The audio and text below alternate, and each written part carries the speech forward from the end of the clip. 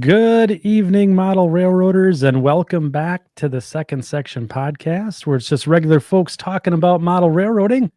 I'm your host, Andy Dorish, and joining me this evening is my co-host, Mike Ostertag. Mike, how are you doing? Good. How are you? Hey, if I was any better, I'd be twins. I'm telling you, I'm having a great day boy. today. Wow. Wow. Wow. Yeah, Holy yeah. man. So yeah, I'm Yikes. great. We got a really cool guest with us, a friend of the show, Tony Cook. Yeah. Tony, welcome.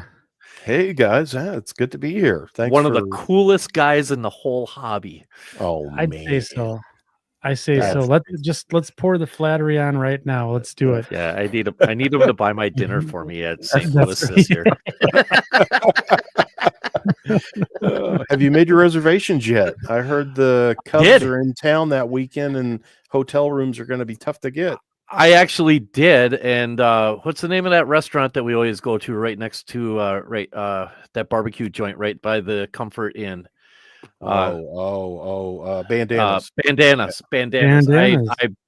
I booked my room there the second I saw something online that the DoubleTree had been sold out for that weekend. And I went online and I immediately that day I went and I booked my room at that Comfort Inn, and I got what I think is a pretty good rate. I got $103 or $104 a night.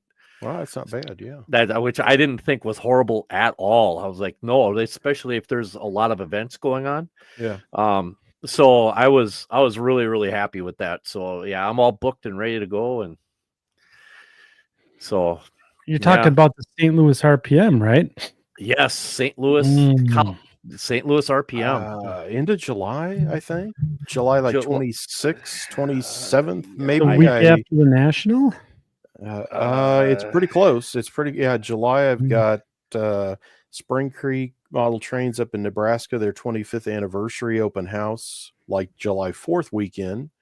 Ray Arnott from Around the Layout podcast and I are going to be there for that. And then National shows in Michigan somewhere? Yeah, Novi. Yeah.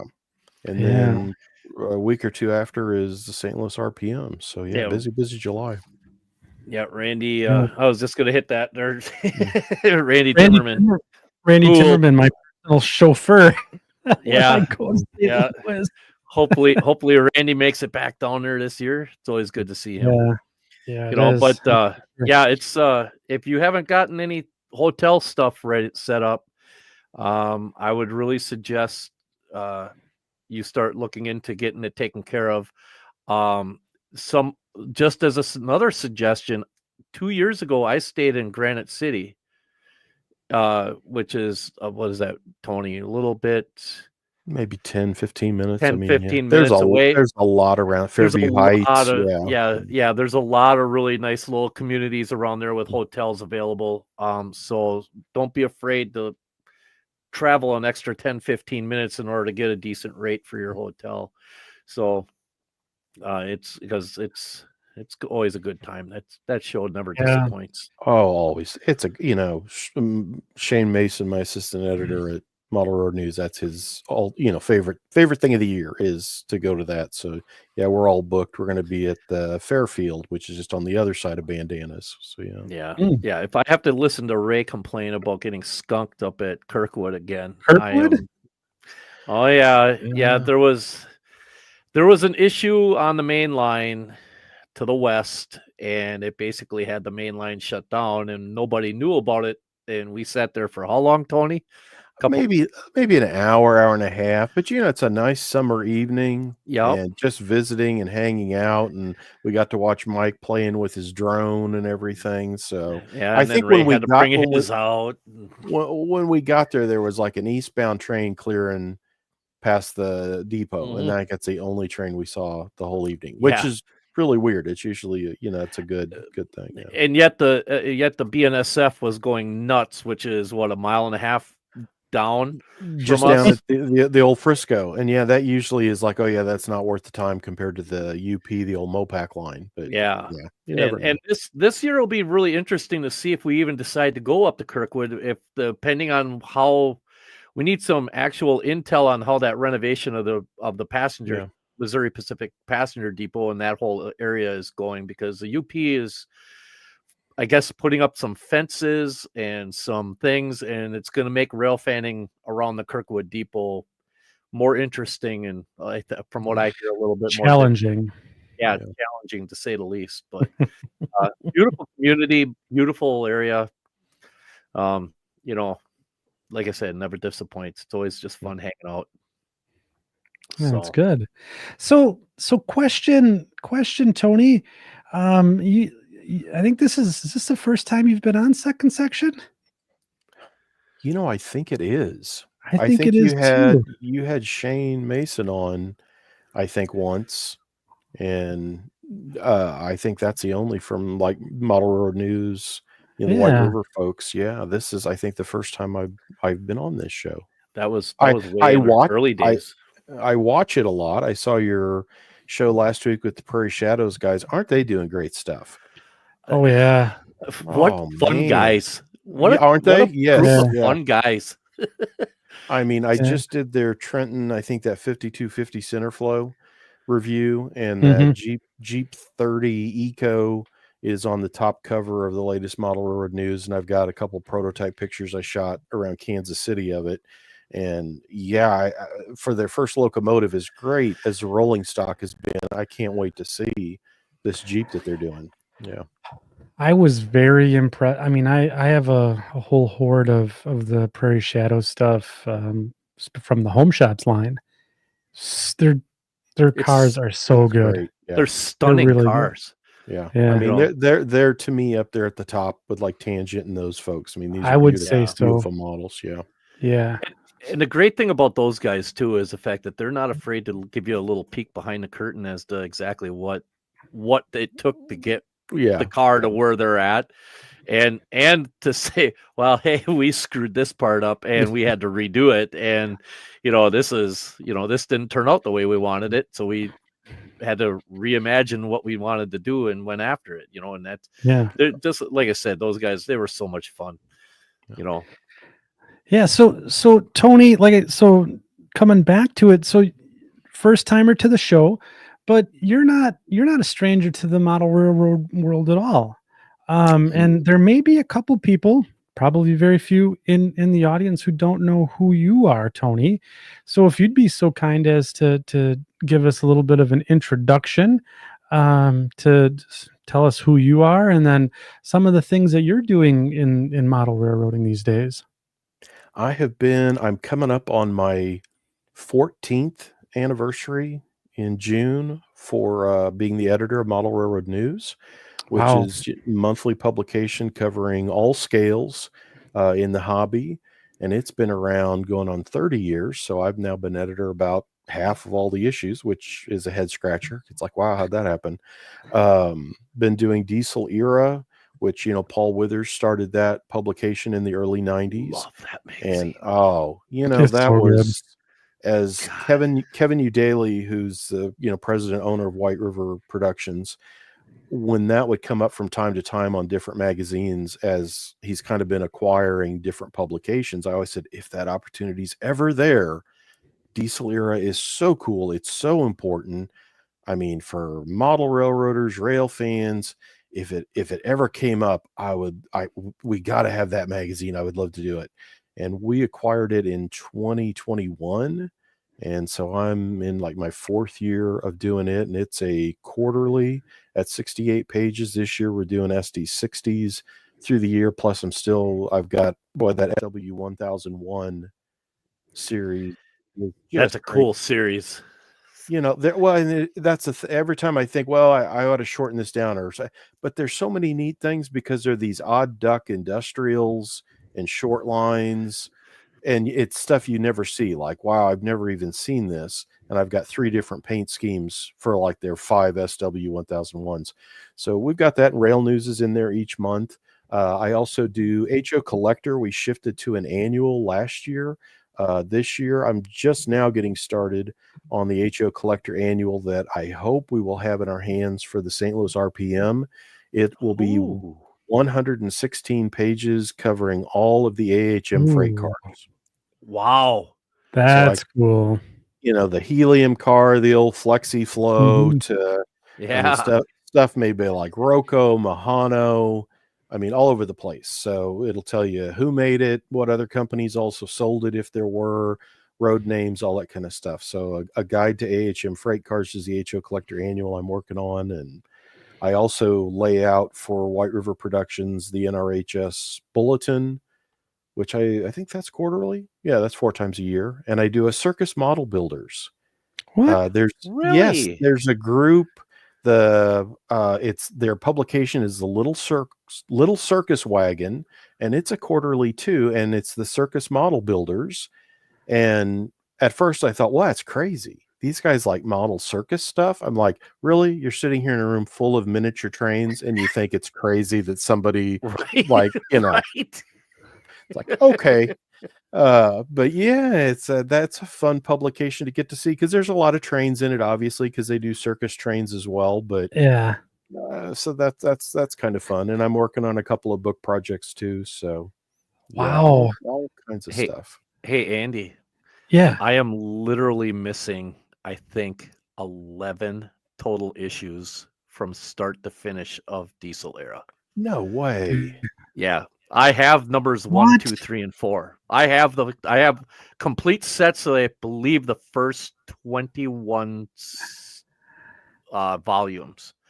So I believe. I know I had a 2-year hiatus there where I let it lapse and I forgot all about it, and I've never gone back through and indexed what I have and what I don't.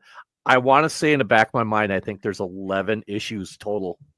You gotta figure those out. You got to figure them out, because I've got a loose full set with duplicates on some, and then I've got a whole hardbound set that I picked up recently where someone had them bound, volume by volume. Oh my goodness! There were those binders that Withers had for a little while, I believe. He right? always did. Yeah, each year at like the end of the year, he would say, if you want this year bound, a limited number will be done. It's made to order. And you can get them that way. The set I have was somebody just had it done, like went to a publisher or something and said, here's all my Diesel Eras, or not a publisher, but a book place, a binder. And, had it done. Yeah. So no, you got to let me know that. And the RPM's a great place. That one, there's that couple that's always out there about at the entrance, and that's how I filled out mine years ago. Was whether it was the Galesburg show, whatever, I'd have my list of, okay, I still need this, this, and this. Yeah, that's the one magazine that I am absolutely 100% like, I have to fill this magazine. I want every single issue to have ever. So if anything ever happens to me, God forbid, there's an entire collection of this that my kids already know. This has to stay together. This doesn't get sold. It goes as a set, and there's a list of people to start at the top. Do you want this? And it's one of those things where it's an amazing magazine, and it's great reference material. That's the thing. It's such a. I mean, anytime I've got. I just had Jason Quinn, who was reviewing a Conrail SD40-2 from Scale Trains. Did we just lose Tony's audio? I think we did. Oh no, we lost Tony's audio. Hold on, I must have put him on mute. So just to talk about. No, I didn't. I didn't put him on mute. I thought I did, but I didn't. Wait a minute. This is an opportunity for us to blame Ray Arnott. Yeah. Yeah, I would blame any audio bugs, anything like that. Yep. Any of the issues. Again, send all complaints about tonight's show to Ray at aroundthelayout.com. We're kidding. We love you, Ray. All right, let's see if we can get Tony back here. Yeah, we're gonna get Tony back here. Try to unmute your mic in a minute. But yeah, so talking about that diesel era, that was Am I back now? Now you're back. Yeah, Yes. what'd you do? Okay. I don't know. I got a new Dell computer a couple months ago, and not to berate Dell, but I usually buy these like cruddy whatever computers and just run them until Adobe says you can no longer run Photoshop on this because it's, whatever. And I'll buy another junk computer. And so I was talking to Pamela, who I live with when I'm down in Texas, and she said to me, "Why don't you get a good computer? With all the work you do, get a good computer."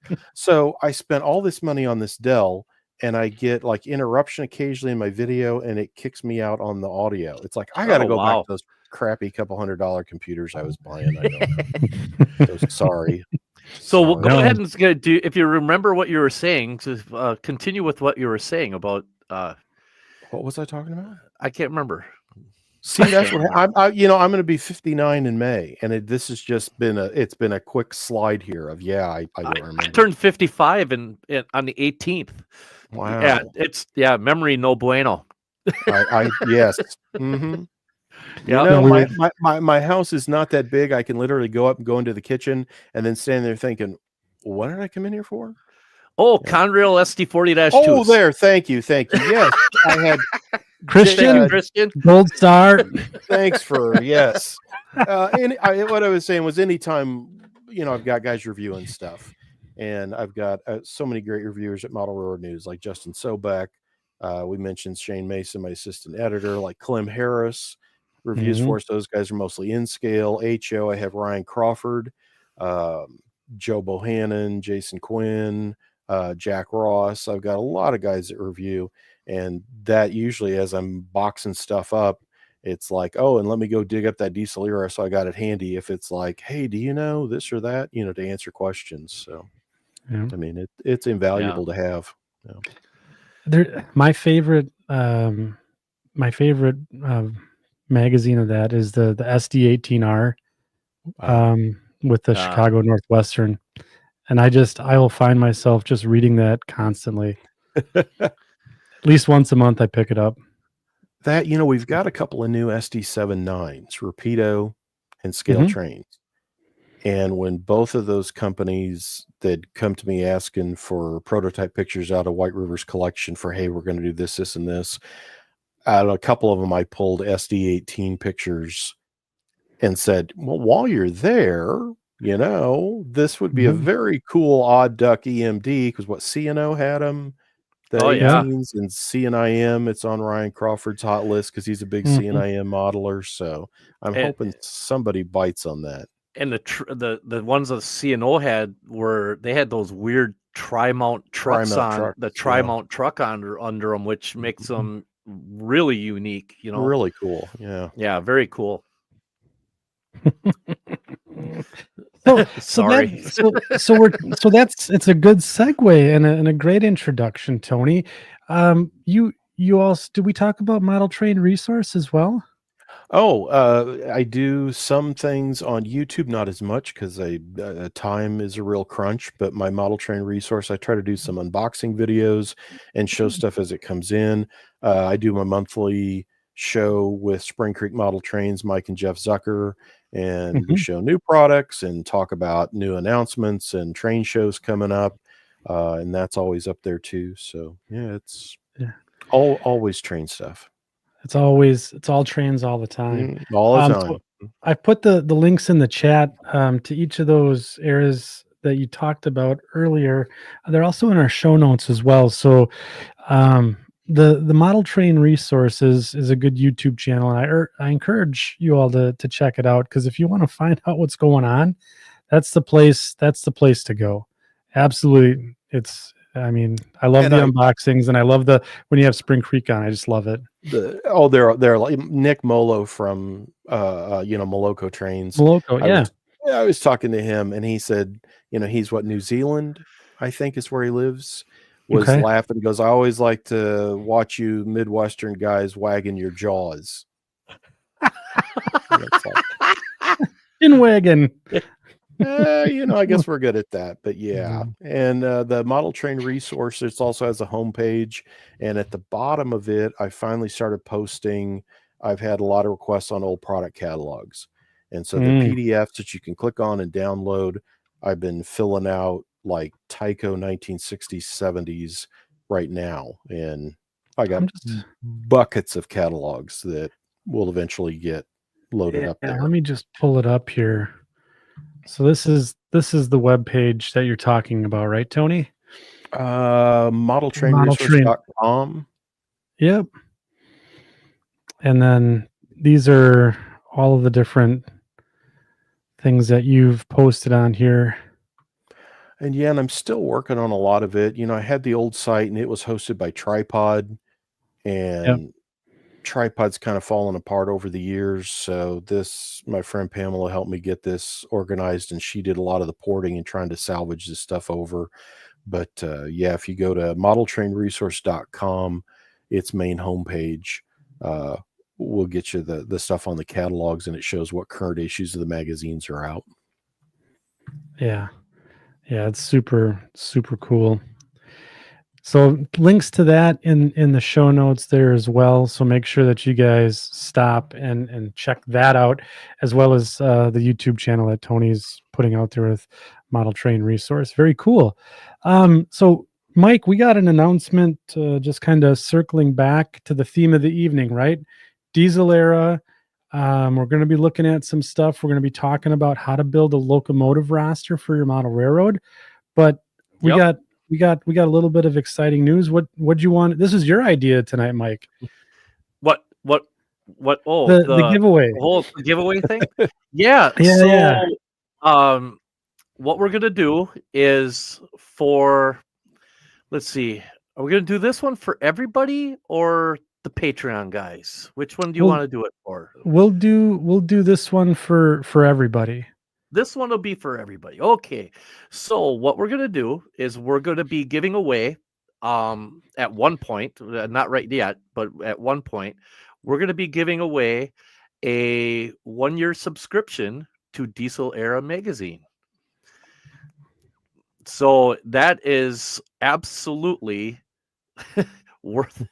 I tell you what, you will not want to. You will not want to ever miss another issue if you've never seen this magazine. It is absolutely over the top, beyond advertised. As advertised. I mean, I can't say enough. I know it sounds like I'm fanboying on this whole thing right now, Tony. You and I have been friends for how many years? I've literally sat in a hotel room with him and Shane Mason, and Shane and I are cracking the dirtiest jokes in the world, and Tony is at the laptop going, working. Will you two please stop? I'm trying to get. I've got 5 hours to get to deadline on this issue. Otherwise, I'm going to get in trouble from Kevin. All right, fine. So so. I tell you what, like I said, I am an avid collector of this magazine, and this never disappoints. Even when it's an issue, even when it's an issue that I'm not particularly have piques my interest completely, there's always something in it, whether it's a rail fan photo or once in a while there's some freight car information in there on the back. Or just a little nugget of information about something, or a picture of a background that you see something in the picture. The main subject might not interest you, but the background might. The photography in it, the people that supply the photos, they're awesome.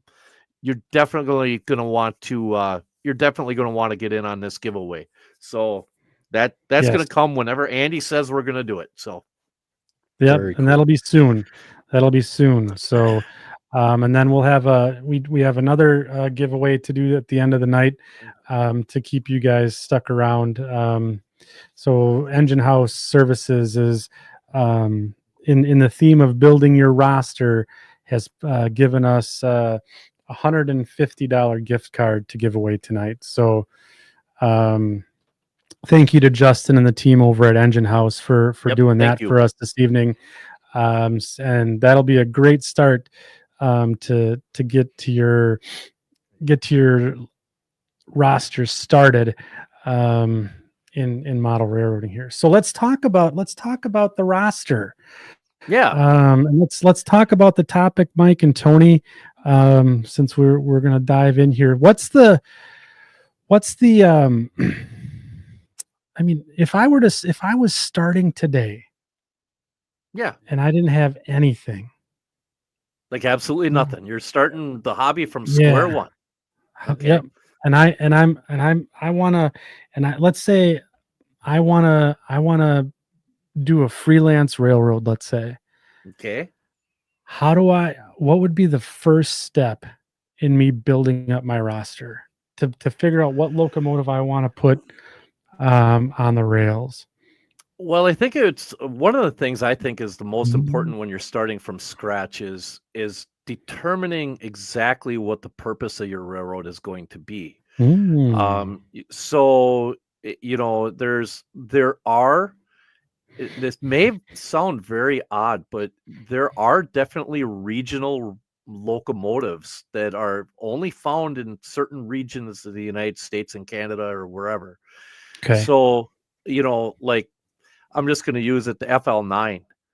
You didn't see the FL9. You didn't see FL9s out in California. You didn't see, though. That was strictly an East Coast, like Tony, correct me if I'm wrong, New Haven, Amtrak, Northeast corridor type of thing, right? No, we lost your sound again, Tony. Yeah, he's muted himself this time. Yeah. There, sorry. Am I back? Yeah. No, Yep, you're you back. are. So it's am I correct in that? That's basically New Haven, Amtrak, Northeast Corridor section, right? Right. That's And they're they had the shoe so they could work off the hot electric. rail Yeah, they had the hot rail shoe, the boot or whatever you want to call it. But then like the Milwaukee Road here had the Little Joes. Well, you don't see Little Joes down in Florida. However, you did see them in Chicago. So and I'm not saying from the Milwaukee Road. I'm talking the Chicago South Shore and South Bend had, I believe, 4 of them, if I remember right. They had 4 of.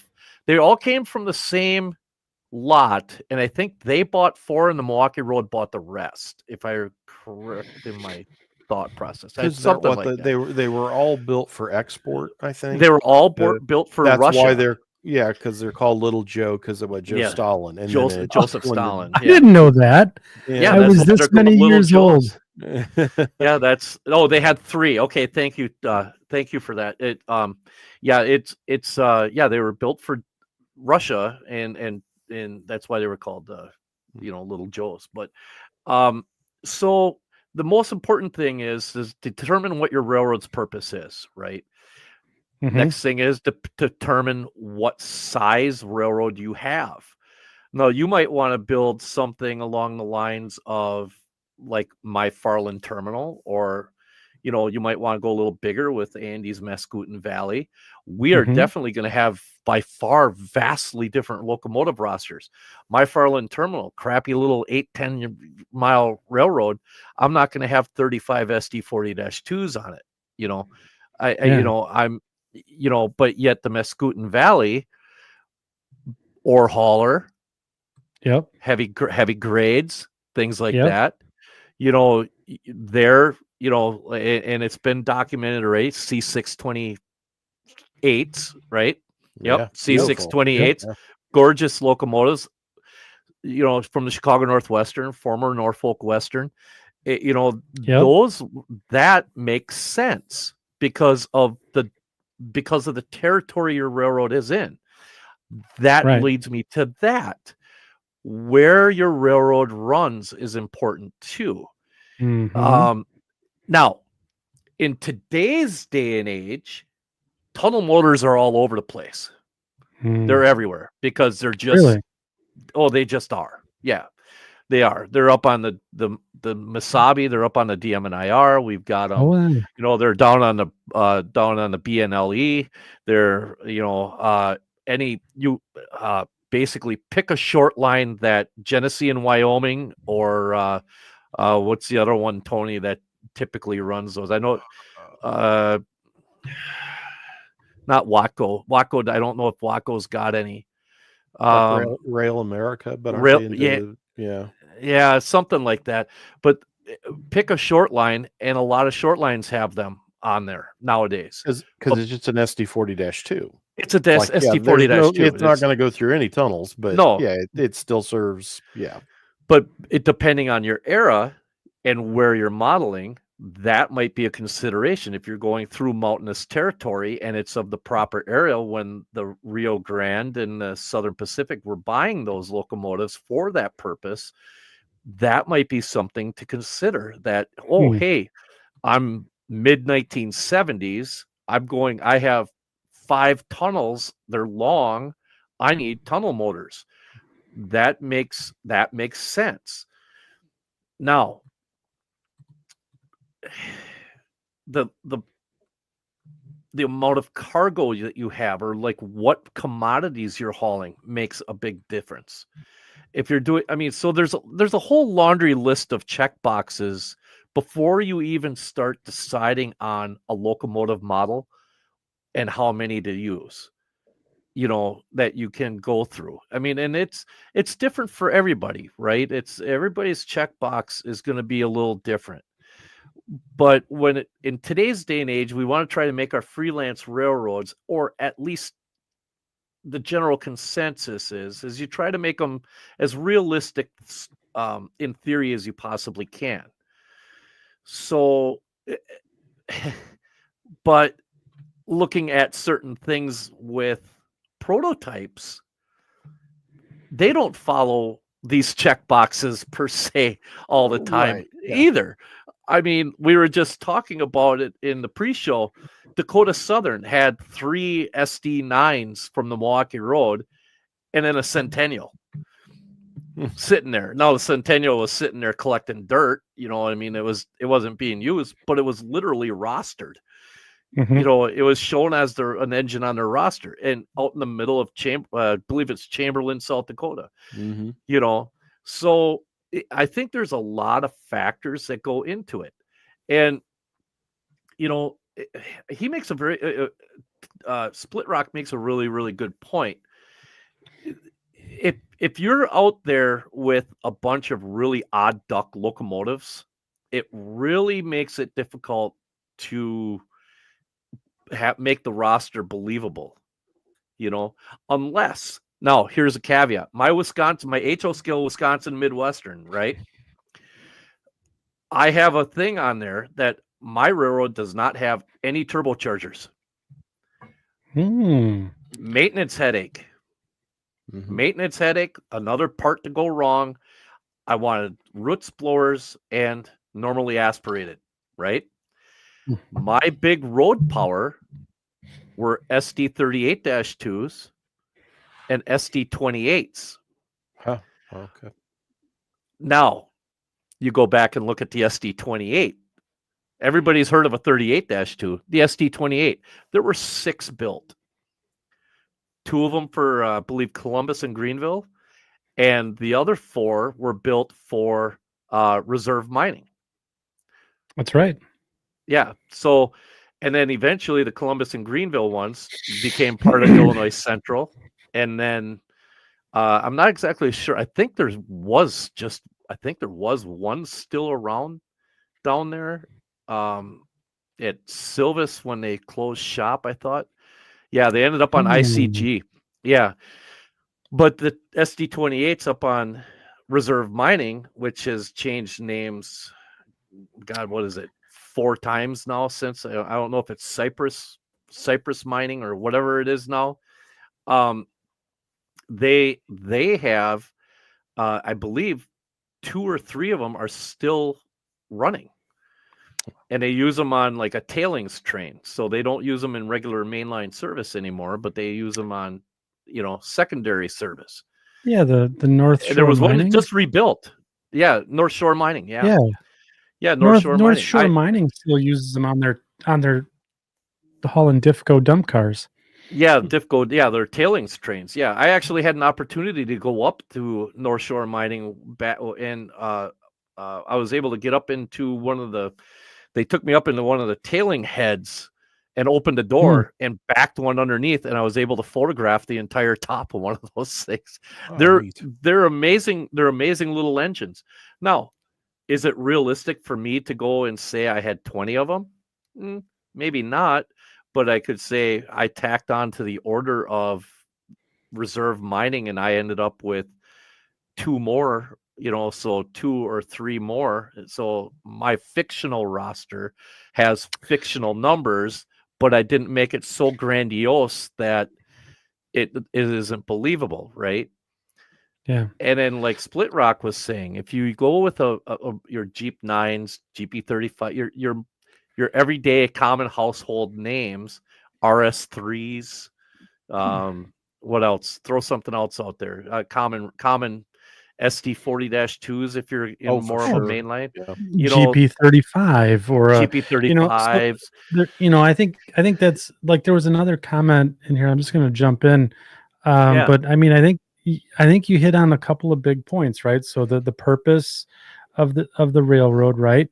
You wouldn't see a lot of switchers in like a long mainline service, right?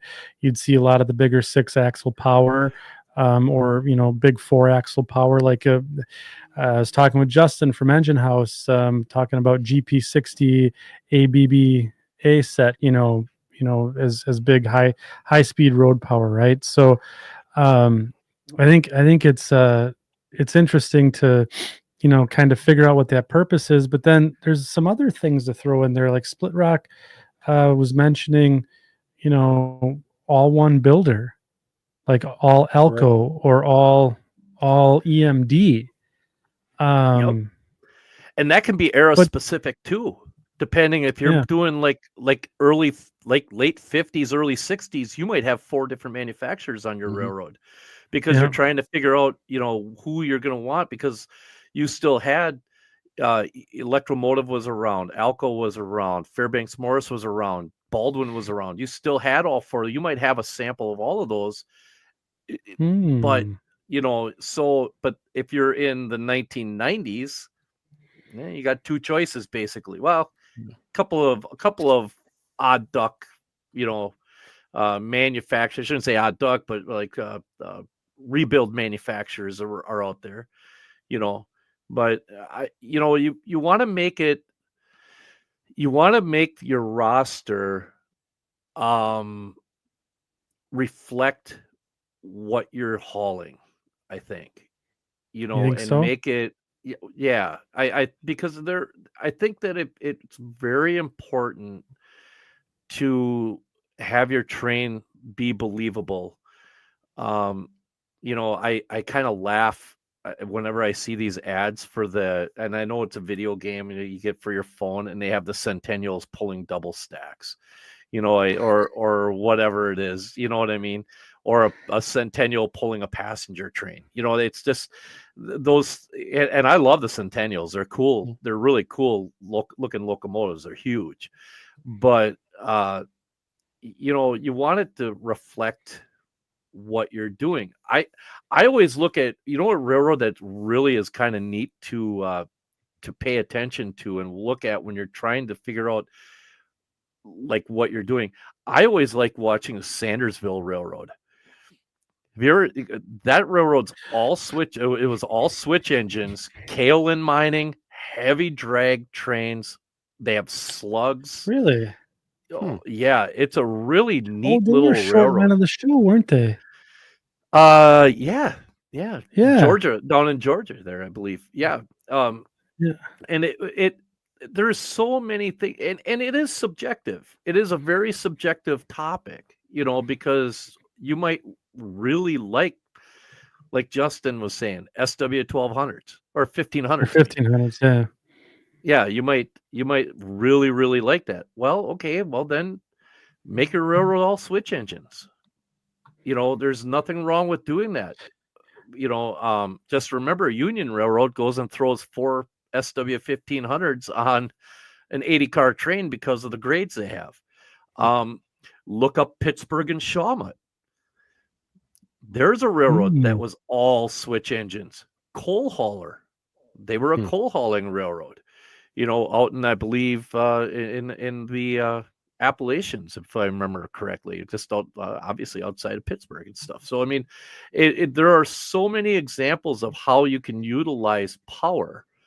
Another railroad to think about and look at is out in Arizona. Look at Trona, the former Trona Railroad. They ran Baldwin AS 616s for, God, Tony, when did they shut the last one of those down? 2002? Way past. Yeah. Had to be some of the last ones. Yeah. Yeah, wow. They were literally the last ones, one of the last ones running those. And so, you can really take a look at your regional stuff when it comes time to doing your roster. And you overdo it? Yeah, you kind of can. You can. SMS in Jersey still uses Baldwin's. Yep, they do. And then there was Tony, help me out with what was the name of the it shut down. I believe it shut down or was purchased by the Orangeburg out in California. They were running Baldwins right to the end. Baldwin, and I think they had S12s and stuff. Soon, if I saw the name, I'd know it exact. I knew exactly what it is. But anyway, I want to use Luke Lemons as his layout right now as an example. His layout is right around, I think it's like 28 by 41. Goes from Fond du Lac, Wisconsin to Stevens Point, Wisconsin. It's a beautiful double stacked layout. He's got well over 100 locomotives finished. Amador Central. Oh, yep. That's it. Yep. Another gold star goes to Robert. Robert, you win. Robert, you win. DT 66 2000s on the Trona. Yeah, that's what those were. So anyway, Luke has well over 100 locomotives finished, fully complete. Sue Second Sub, you want to see his layout? Go to Facebook, Sue Second Sub. It's awesome. YouTube. It's worth. Yep, he's on YouTube, the whole 9 yards. He doesn't use 100 on. All 100 are not on the layout. He might have 25, maybe 30 at the most, because there's no reason, there's no room for them. There's nowhere to put them. But yet having the large roster allows him to go and switch things up. Something happens with a set, a pair of locomotives or a certain locomotive has a problem. He has an engine. He can just take that one off when it gets to a certain spot, take that one off, and it's in the roundhouse. Well, he actually has a Fond du Lac roundhouse. It's beautiful, but he could go to the roundhouse. It's getting repaired. Here's another one. And that one goes on. So you can really like create the illusion of size by having extra locomotives that you don't use, because then an operating session, you can change that up. So I got to just jump in. This is a perfect justification to never stop buying locomotives for your model railroad. You've cracked the code. Well, honey, I got to get all 30 of these things, right? The C628s, right? I have to get all 30 of them. They all have to have sound. I got to trick them out, but because I can't have Mike come over and then run the same two engines. They got to go in for service. We got to keep rotating. They're on different parts of the railroad. Your wife's not hearing me say this at all, is she? She can't hear me right now. Can she? Because I will never be invited over again. At least not. She's playing video games with Henry right now. Okay, perfect, excellent. Yes, excellent. Yeah, that's so. But the opposite can be true too. Like my railroad, I have one locomotive on my roster. My Farland Terminal number 800. My railroad doesn't support anything else. However, am I going to build more locomotives? Yeah, because what's going to happen is my engine, because of what I do for a living, And I know the federal laws and the rules and stuff like that regarding locomotive inspections and things of that nature. Every 92 days, mine has to go to the Milwaukee Road and go and get inspected. So in return, I get an engine that I'm leasing an engine. Right. So every 4 or 5 sessions, there will be a different locomotive on my layout because my engine is going and getting inspected. So even if you have a layout where you only need 1 or 2 locomotives, you can still find a way to have different locomotives to change it up. And I like the idea of working the different eras. Like you say, you've only got 1 locomotive. You could have an F unit, a Jeep 38-2, and then something else. And basically like, okay, today we're going to run like it was 1950s, and next operating session it's 1980s, and you can change out rolling stock and locomotives to match that, whereas your facilities, your railroad, basically stays pretty much status quo, that it doesn't change.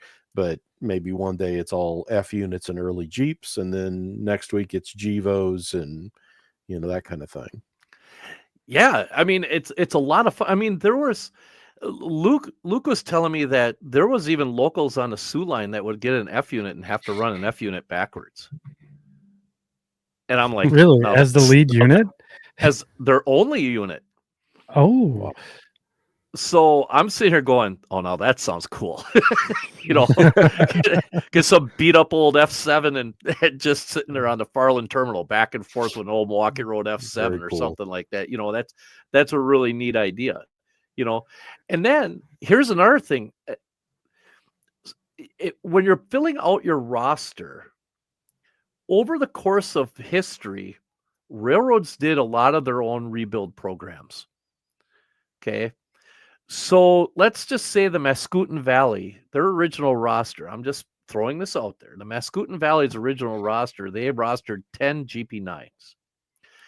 Things are, it's getting to be late 70s.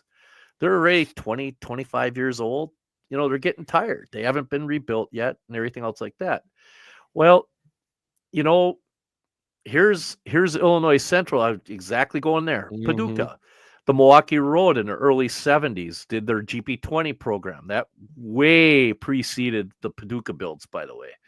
So their GP20 program did. What's that? I'll have Alcos in the 60s, SC60s in the 80s, and bike trail in the 2000s. That's great. Yeah. Yeah. That's the opposition awesome. Where you put in a little extra beer that night, and we all just sit around and look at the bike trail. Yeah. Tom, when I come to Minnesota, I'm gonna be bringing a HO scale snowmobile just for your layout. That's what I'm gonna do. So, but you could go and start looking at having your freelance railroad be part of one of those rebuild programs. I mean, Conrail of all railroads, the size of Conrail participated in the Paducah rebuild program. Now it's not a lot of people with, I believe, the GP10 program, Tony. I think it was something along those. And they came out as high hoods. GP was it the 8s, right? Were they 8s or? The first Paducahs are 8s because that's a rebuilt 7, and then the 10s, and then there's 11s at the end with Spartan cabs and the -2 electronics. Yeah. With some of the Conrail units came out of rebuild still having high hoods. So it really, you can do almost anything depending on the era that you're looking at in order to justify through a rebuild program to justify, well, I got a Jeep 10. Okay, cool. This used to be my railroad's 1, 2, 3, and now it's been rebuilt into my railroad's, whatever number you want to come up with, and so you could create your own roster history just through the real history of what railroads were doing during the era that you're modeling. So the world in this whole thing is your oyster, really. I mean, it's So Tony's brought a bunch of photos with him tonight. yeah. We got to dive into this because this will And explain my so point perfectly.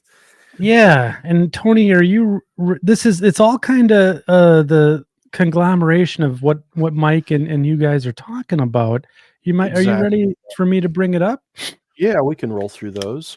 These Okay. are when you guys were talking about building a roster, the Toledo, Peoria, and Western is I guess regional railroad more or less. They Mhm. were, if you're not familiar with them, they ran out of like Logansport, and they never got to Toledo. And Western, they never got any further than like Fort Madison, over on the Illinois-Iowa border. So they were owned by Pennsy, later Penn Central, and on their east end, the west end, it was Santa Fe. So they were a bridge line, and the idea of those two big roads buying it was they could bypass Chicago and feed traffic through between them east-west. And then the TP&W also had, some online business, but basically they're based out of Peoria. East Peoria was the main yard, and this was, for me growing up, it was about 2.5 hours up to Peoria, and we'd go through Springfield, Illinois, and we usually would hit Chillicothe, Illinois, and see the Santa Fe. Mhm. This was lots of Saturdays as a kid in the 70s and 80s with my dad. And the TP&W's roster was so incredible in that almost nothing was painted the same. They had a mix of Alco EMD power. They had a lot of foreign power because of the Santa Fe Penn Central help, and they were always leasing power. So virtually everything that Mike has talked about tonight, you can pack into this little railroad and have what would seem like incredible variety.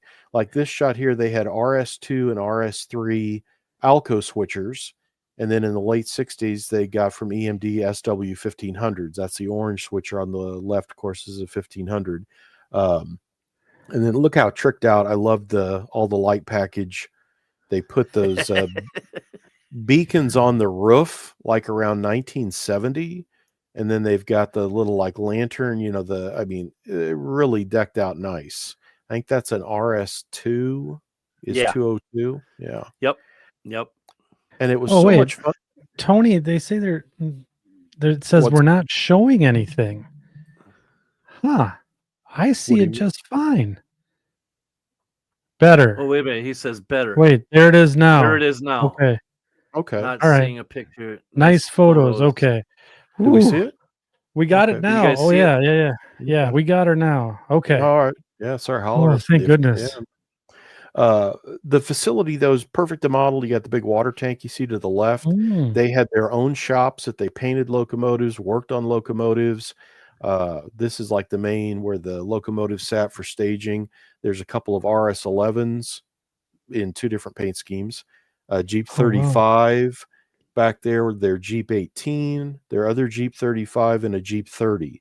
So literally, like, you can buy one of each almost power, and it works. And again, they did a lot of, like, this is an RS11 that they chopped the nose after a wreck.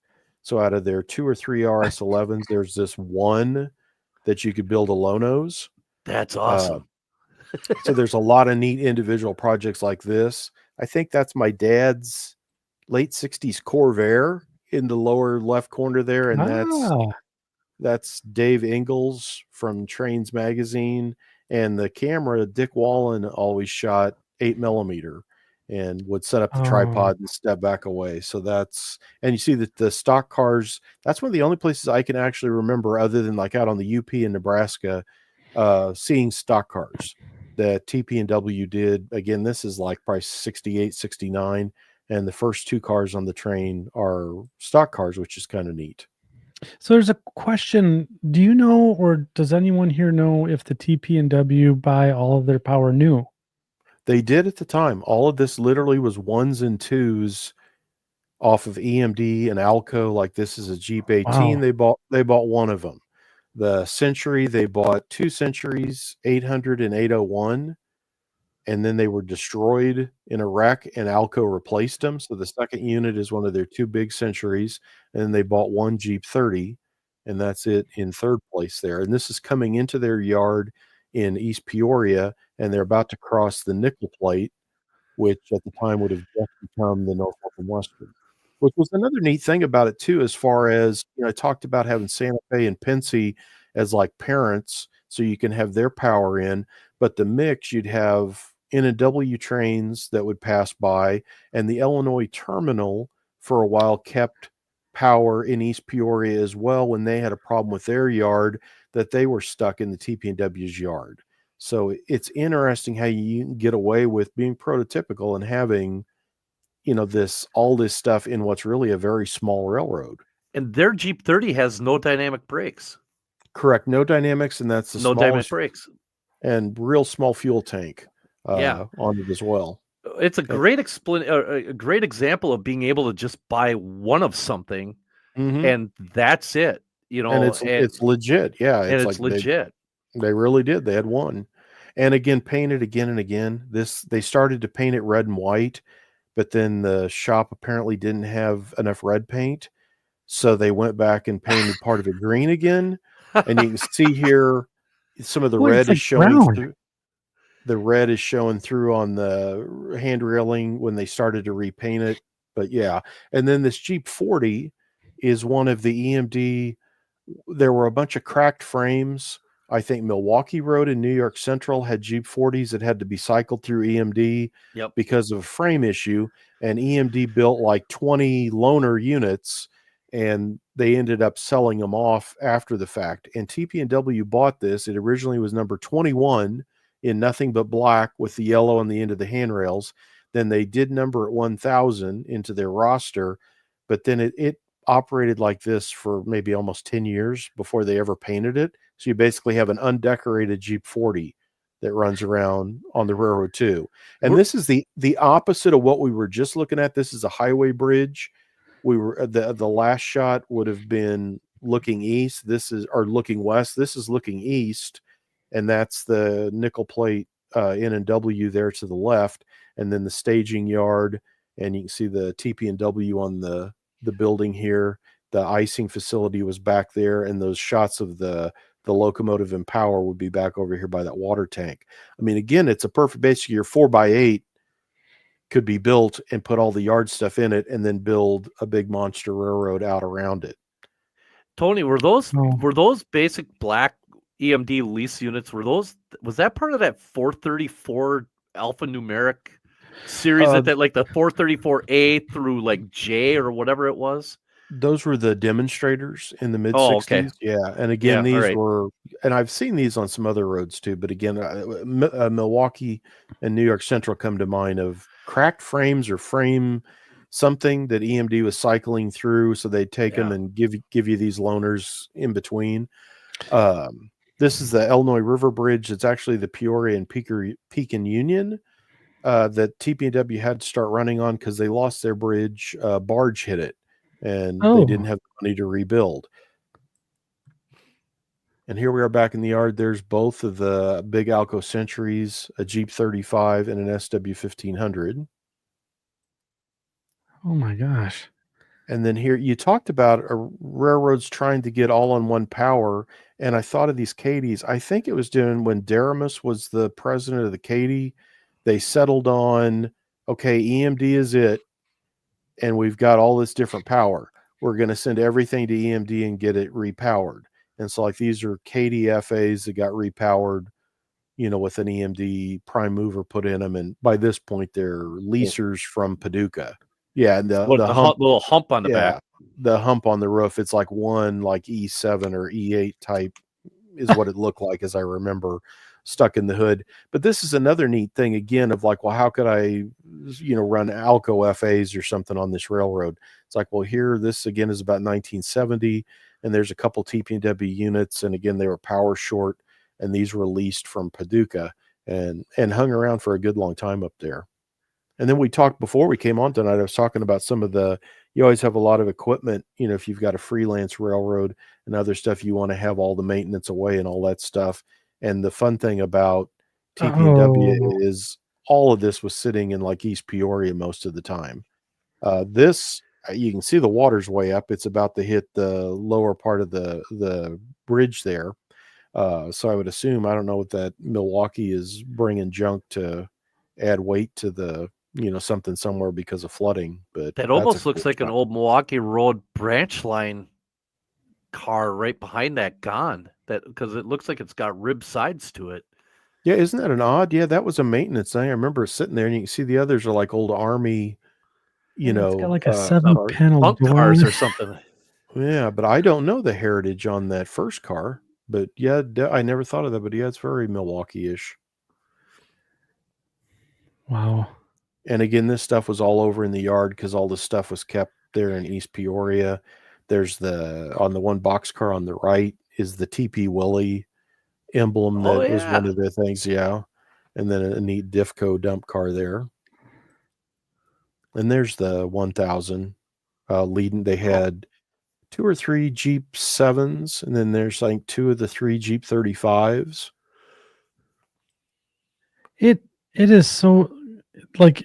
Can we go back to that the yard shot, Tony? It's just look at that lash up, and then just the weathered tank cars behind it. That's a scene. Yeah.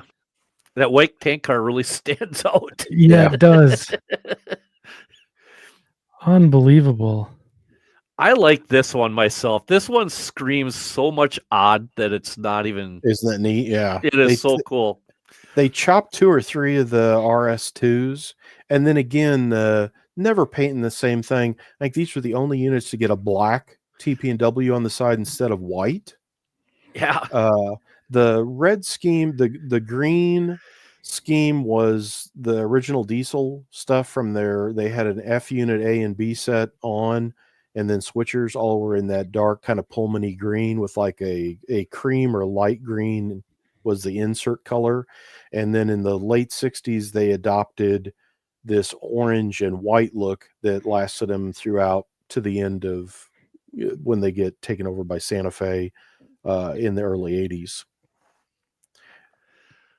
This is, I'm trying to think. Joe Bohannon just did the Walthers trailers, and one of them was an open flatbed trailer like this. And I pulled this slide to run it in Model Railroad News with his review of those. But this was one neat thing on the TPW. There was a lot of intermodal, again, for I guess maybe because of the connections with Santa Fe and Pincy, but it was neat to see lots of containers and piggybacks and other things up there as well, in addition to just regular freight stuff. That's a cool modeling project there, though. That'd be cool. Oh, absolutely. Yeah. Yeah. And there was always this deadline of power that either wasn't coming back or being turned into something else that sat over by the roundhouse there.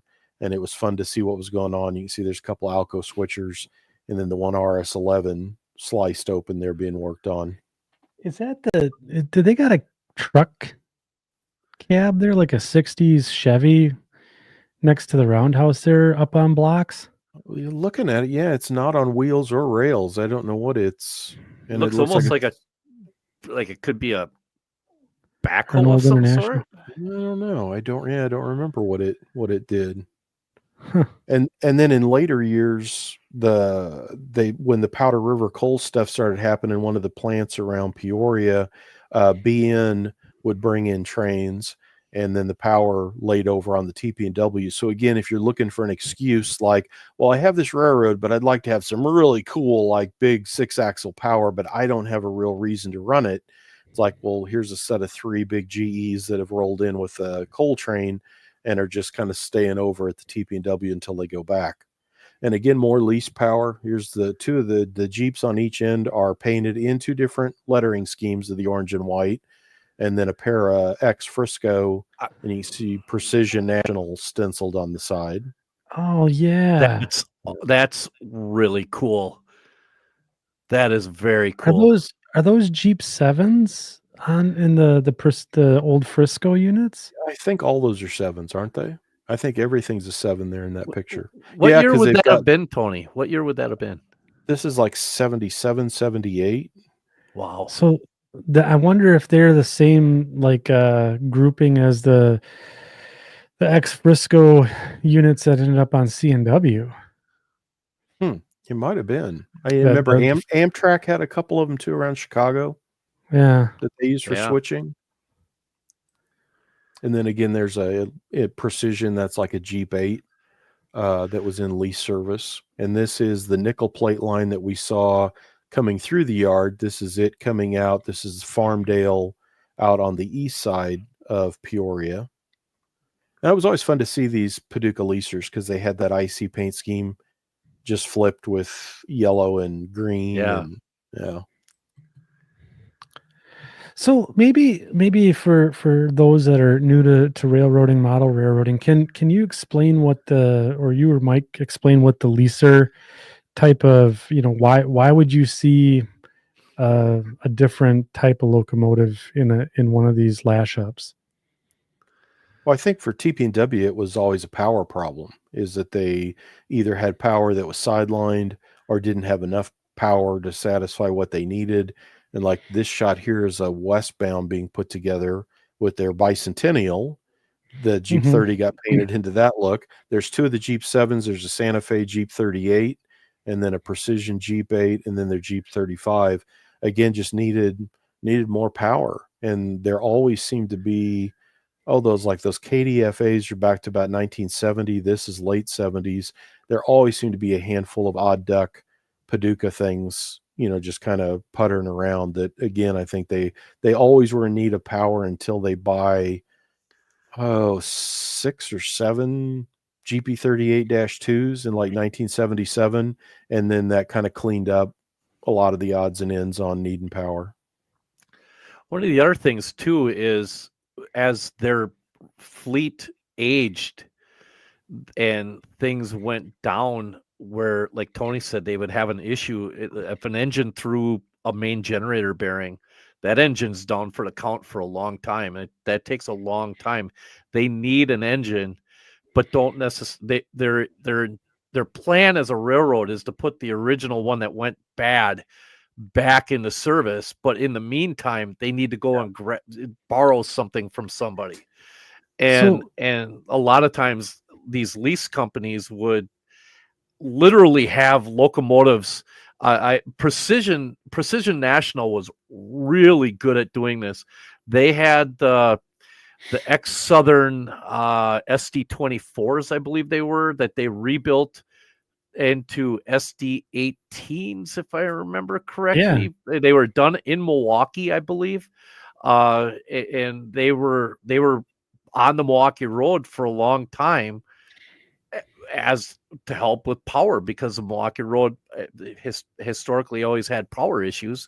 And so the same kind of thing, they would just go and grab some lease units and to keep their trains running, in any port in a storm, so to speak, when it came to that back in that time. Yeah, absolutely. And again, Santa Fe seemed to help the TP&W out more than we'd see Conrail and Penn Central Power, but Santa Fe seemed to always, you could count on, like there were a bunch of B units about the time they were building CF7s, that there were like maybe 4 B units that were always stuck in the middle of trains on the TP&W that they used for a while.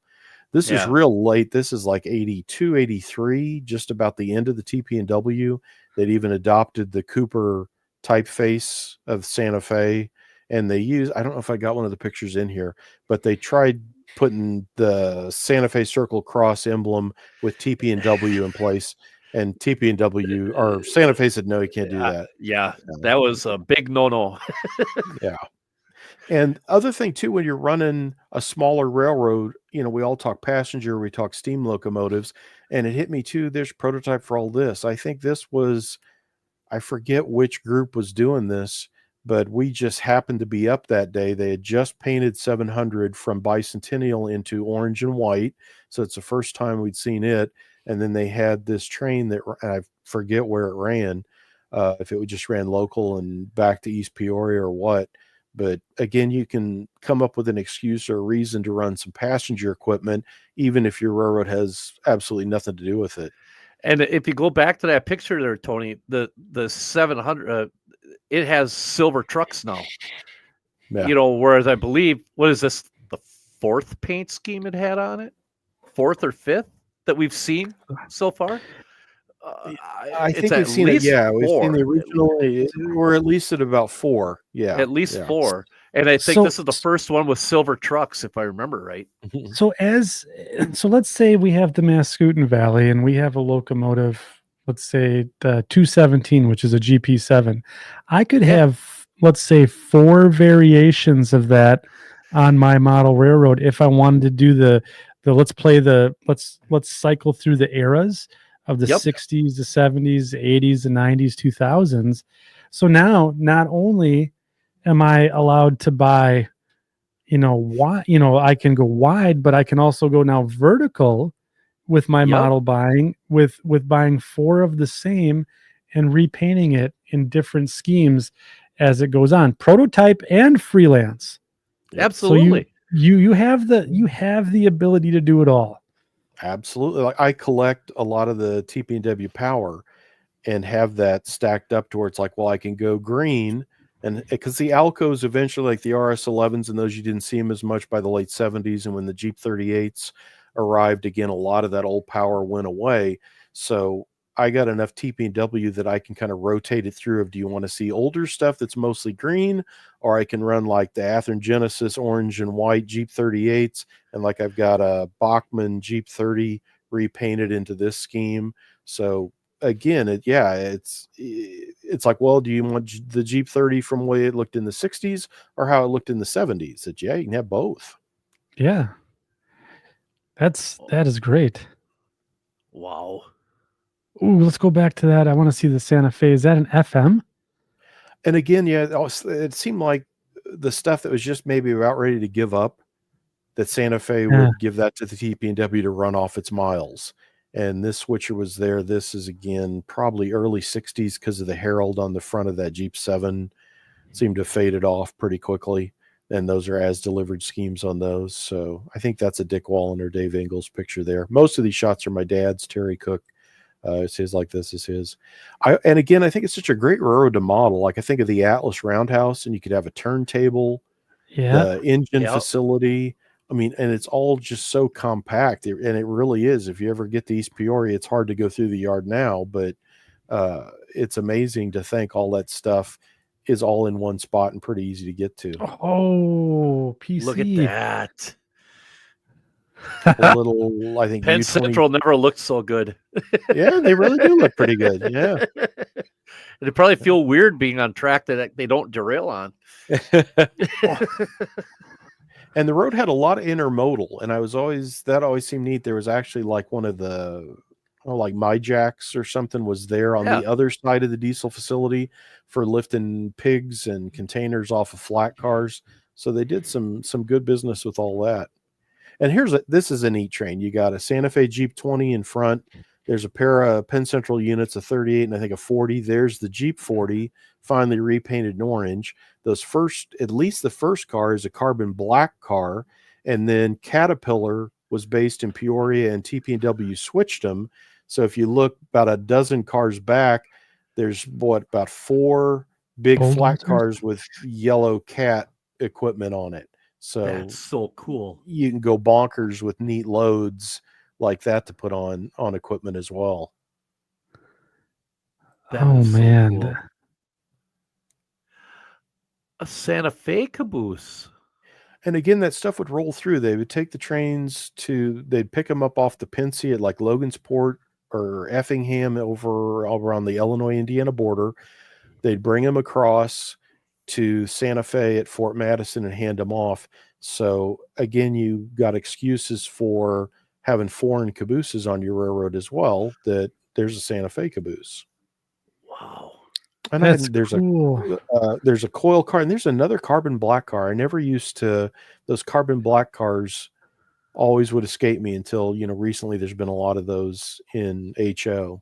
And I guess I never noticed them as a kid. I just thought of it as a covered hopper. So I'll be the naive person that asks, what's the carbon black car? What is the story behind it? Did it haul carbon, or what was its I guess big mystique? Because it seems to be like a unique thing, and I know nothing about them. They were generally used in for hauling like carbon pigment for to make tires, wasn't it? Or in the automotive industry? I think so, and I don't know where it's mined. I always think of that Sid Richardson, which is like Texas based or something, Yeah. I think. So I don't know if it came out of there, but yeah. So we're getting a a lot of people couple are of saying the same thing. Yeah, yeah, there you go. Okay. there's a I'm BF still Goodrich trying to get plant over in the. Peoria. Oh, okay. Yeah. I'm still trying to get over that tank car right next to the caboose. Yeah, That look at that is one of the last. That's one of the first times I've seen one of those, because those were not.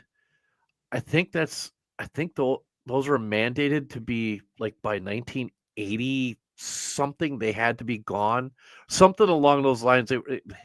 They're not lined. They're not double Oh, walled. They're a single wall tank car. So the AAR and the FRA kind of said, you gotta start getting rid of those. And I've never seen one that close to a caboose before. It's kind wow. of cool.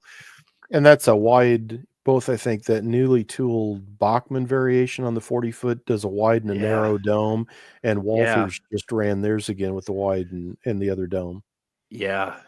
And that for the other type of car spotters, that is a 1973 Gran Torino wagon in red with vinyl wood. That was our family car. Is that one of the Johnny Lightning cars? I can't remember if it's been done or not, because I try to buy all the cars that Dad had. Dad always bought like a lot of Fords and stuff at the time. But yeah, that was our Gran Torino. So that wasn't a Vista Cruiser, because I know Johnny Lightning did Vista that one. Cruise, I remember buying you one of those in 164th and Senate. Yeah, I have it on the layout, I think. I do. And here's another mix of power. This is close to about 1980-ish. You can see those B units back there in the one set, and there's a little like Santa Fe. I think it's a U-23, and then of course and this was early days of Powder River coal coming in and out of Love the water Peoria. tower. And then all the cabooses, I think, like Blueford Shops has done this in N-scale and HO, or very similar to it, is a little transfer caboose. Mm-hmm. Then you can see the one bay window back over there behind it. And then we were talking about this before we went on. Isn't that a neat odd duck bay window? I just noticed the overhangs have look like a sheet metal beveled like piece awning to it. Yeah, that's kind of crazy. That'd be a fun little project. Bit of flair. Yeah. Flair would be a neat project. And I don't know if that's how it always looked, or I don't know a whole lot on their cabooses, but it'd be, and there's a kind of typical bay window. And again, another carbon black car.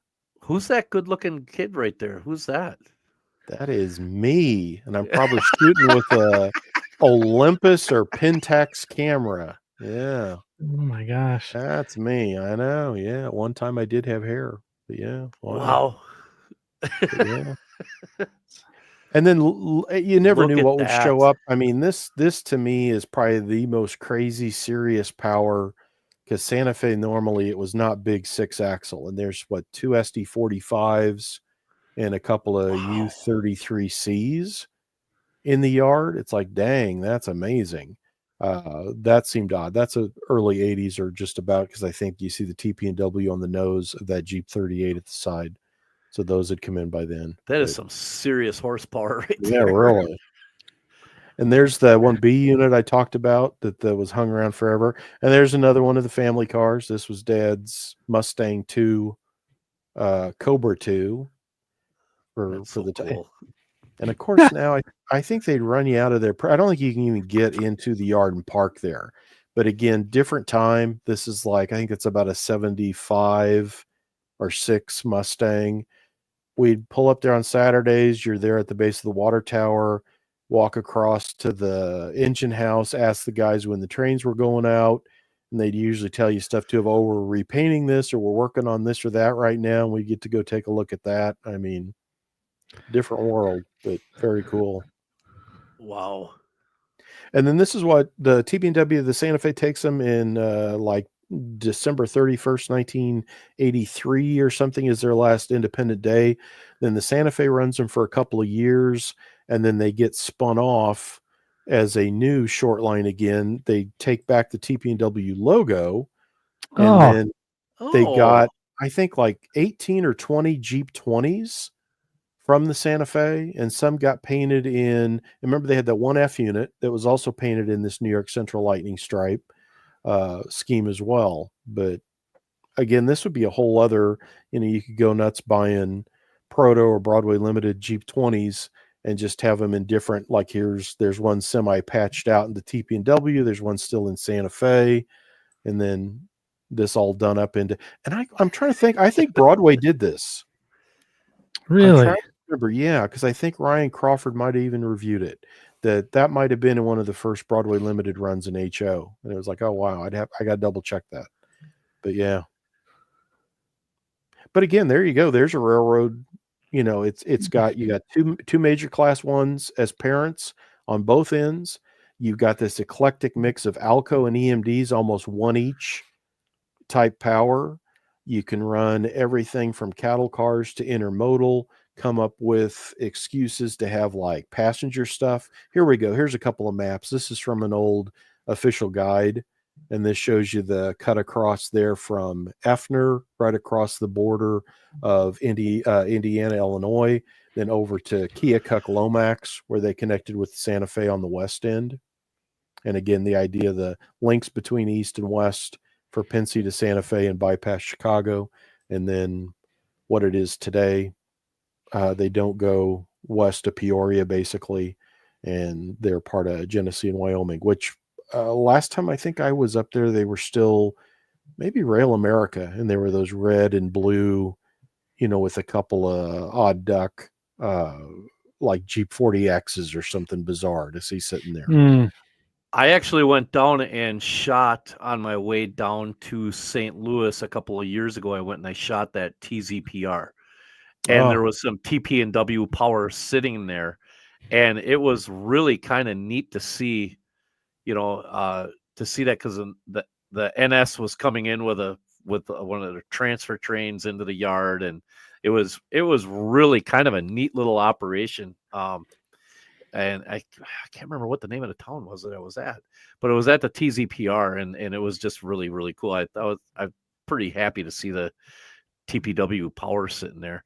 Hey, just before we go on to that there, Tony, can I well, no, go ahead, do your thing. Oh, I was just going to wrap up. And again, we were talking earlier about how Diesel Era being such a resource. This is 2005 edition, that this is typical of the kind of stuff you would find, of a rundown of their motor power was included. So it gives you a little bit of, and man, boy, the stuff they had, look at that top right there. They had a couple of Lima switchers. Yeah. Which I bought that one kid, the 3D prints. It's always at the St. Louis RPM. I bought that Lima switcher because, like, wow, cool. I'd like to do a TP&W. And then there's some of the RS switchers. The one RS11 they turned into a plow, and I still see pictures of it. It's out east somewhere now. It was on the KB&S, wasn't it? Yeah, it was for a while, and I forget where it is now. But this is why I think those back issues going back to the early 90s on Diesel Era are so great. Here's a complete roster for you. I mean, you get all at once, all those questions answered, is just a neat thing. And again, there's, whether you're looking for a specific locomotive, I just reread the RSD 45 article because we had a review on those in Model Railroad News, and it kind of hit me like, I'd like to know more on those, and didn't really know the differences, and pulled out that issue and reread who owned them and what did they do. So it's just a great resource. Could you bring that back up? I'm getting a few comments out there saying no pics. Must not have popped up. Must be having some problems with StreamYard this evening. So let's see if we can't do it now. Now do you guys see stuff? Pictures? Because we see it on our end. Let us know in the chat if you can see it. Again, this is some super... No, they can't. Nope. Wow. Huh. Wow, that's weird. That's weird because I run this kind of stuff on StreamYard all the time. Huh. Well, trust us, it's awesome. Sorry. Yeah. Sorry. Well, yeah. And Well, back issues before 2021, when White River took over the magazine, are still available. It's, if you Google Withers Publishing, what he has you can purchase there. And then again, like we mentioned the St. Louis RPM. I know there's people always selling back issues of Diesel Era. So, and once you get started collecting, you gotta have them all. Yeah, Tony, or I mean, to piggyback off of what you're saying, I'm going to try to show something here too. Let me try doing this. Let me know if you guys can see this. Can everybody see that or no? Can you see it there, Andy? I see. Yeah. Okay. So this is a website called the Diesel Shop. If you go thedieselshop.us, it's a great resource for finding roster information, especially history of what locomotives were on what railroads and what the history of that locomotive was. So I'm just going to scroll down here. I'm going to try to do this. Let me know if this doesn't work. So we're going to go to regional. Huh? Yep. We're Okay. still good. All right, so we're still good. No, I went to regional railroads because that's what the TP&W is considered on this website, and there's a whole list of regional railroads here. And so right here is the Toledo, Peoria, and Western, and now it shows its current roster of the TPW as part of Genesee and Wyoming, and it'll show this. But now, if you look under here, it says dispositions. Here is a roster of the original locomotives that the TP&W had. And if you look over here on the sides, it tells you what the disposition was, what happened, a little bit of what happened to some of them. Like the 600, the GP18 is Vermont Railway 801 now. So yeah, so now you could go and look at 801 and see the Vermont Railway 801 and find out, oh, well, that engine's this. But this gives you a good starting point to take a look and see exactly how railroads developed their rosters in the past and where they are today. And you could literally see the transformations just by looking at these rosters and paying attention to the notes and paying attention to the dates of disposition. You could see when engines left, when they when they were acquired, if they were acquired new or used, and it's just a really, really, really cool website. And like I said, it's called the dieselshop.us. And, I highly suggest you guys bookmark this one because you will find yourself going back through and using it. Yeah. And it doesn't just stop there. It goes all the way, any one of these things on the side, and all of this is just absolutely incredible. Like celebrity locomotives. It sounds odd. There's a really weird, I believe those are GP60s, if I correct, with every headlight package that EMD had on it. Yeah. There's and the rounded cabs. And they're rounded. Yeah. And the rounded cab and the peaked cab windows. Yes. They weren't inset. They were peaked to go along with the number boards. So yeah, they're crazy looking Jeep 60s, but you could find out your heritage units, military salute units, Patriot Pride ones, any like first responder units and community service. There's such a plethora of information on this website. I really, really would like to have everybody just bookmark this one because it really, you will not regret it. It's a very, very cool website for gathering information. Oh, it is a good resource, Mike, and thanks for sharing that tonight. That's for sure. So hey, should we? ahead, Mike. I was just gonna say, you want to give something away? I want to give something away. Mike, Tony, and I we're gonna continue to talk about how to build up our model railroad roster, but I think we should give something away. So we're gonna get the wheel of StreamYard Wonder going, and we're gonna anyone who wants to win that year subscription to Diesel Era, throw hashtag White River in the chat, and we'll do a drawing here in a little bit. And Mike and I are gonna go ahead and pony up for you guys to get a subscription to that. So as we carry on here, so hashtag White River, that goes in the chat. That gets you an entry into the StreamYard giveaway wheel, and we'll do that shortly here. But so this I'm not going to ask. I'm not asking What? this time that if I can win. I'm not. You Why just, why am I not going to ask? Because you just told me like 2 mornings ago, I'm having coffee and I get a message from like, I just renewed diesel air for 2 years. I'm like, well, looks like I'm going to be busy for another couple of years. Yeah. Yeah, I did. I'm sitting there going, you know why you always do 1 year? I'm like, the hell with it. I'm going to go and, I'm going to go and get 2 years right away. And I think you can.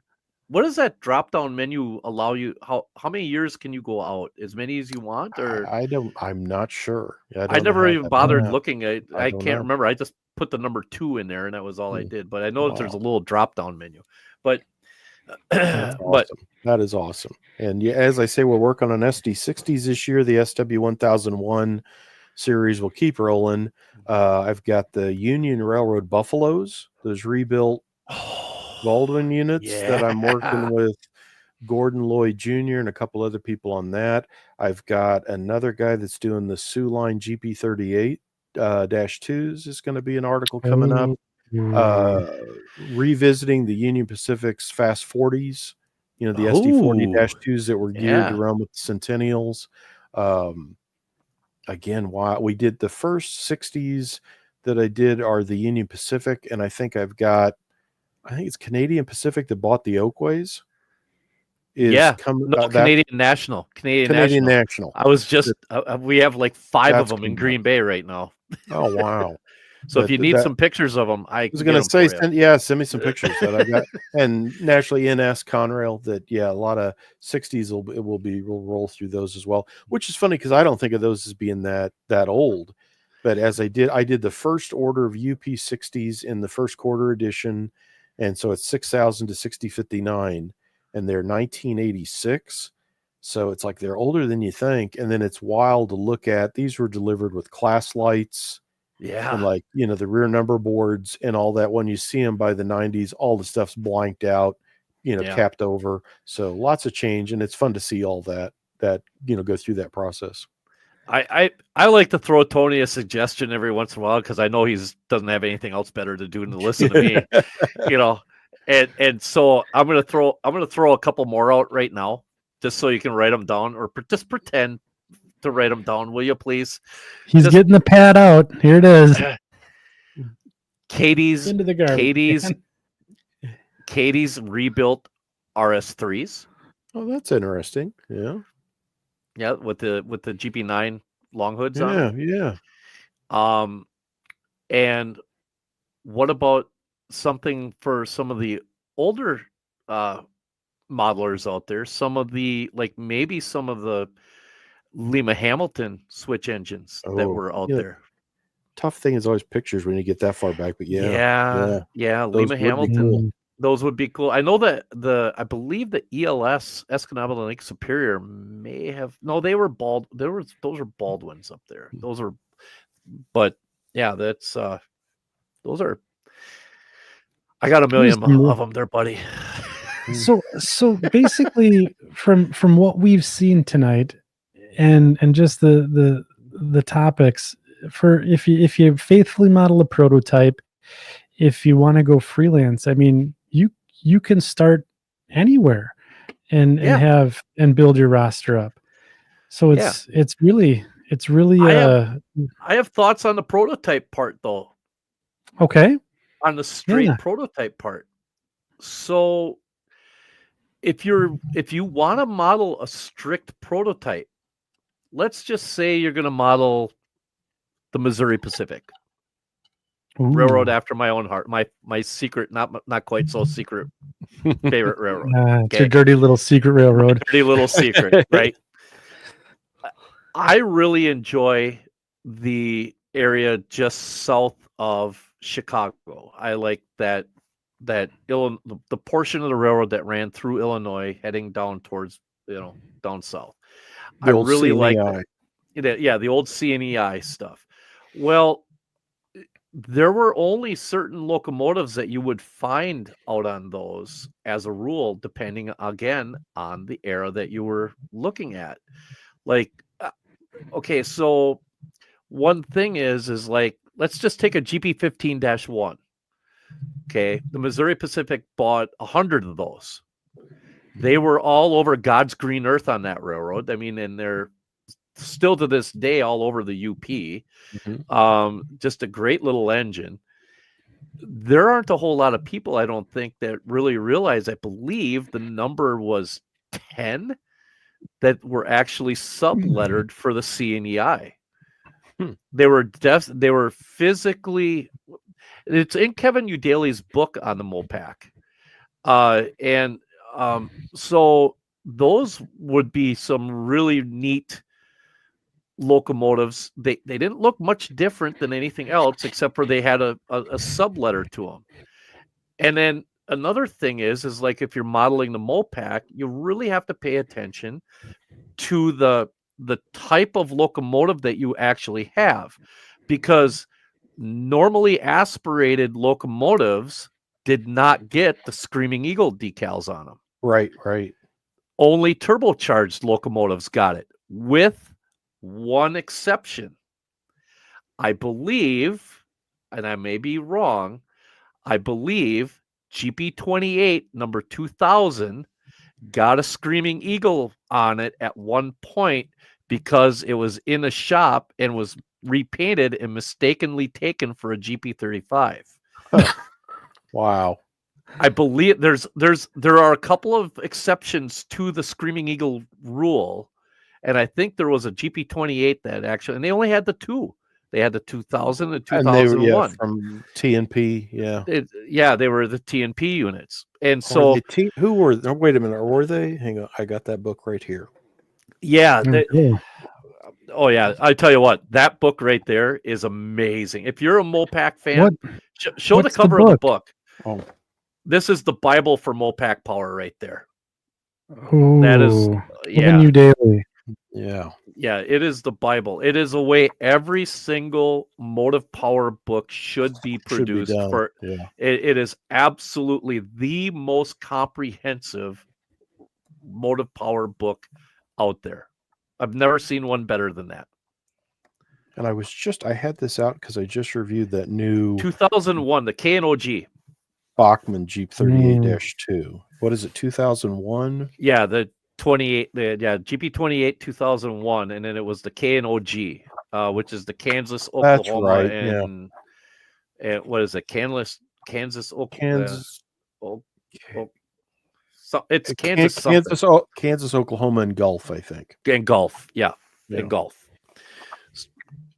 What a neat railroad, Yeah. So I mean, if you're modeling a prototype, really, if you can get a hold of a roster assignment from that location that you're modeling, like I know on the Milwaukee Road, I have a couple of books that are literally the entire system that show roster assignments for, like, here are the engines that were assigned to Green Bay.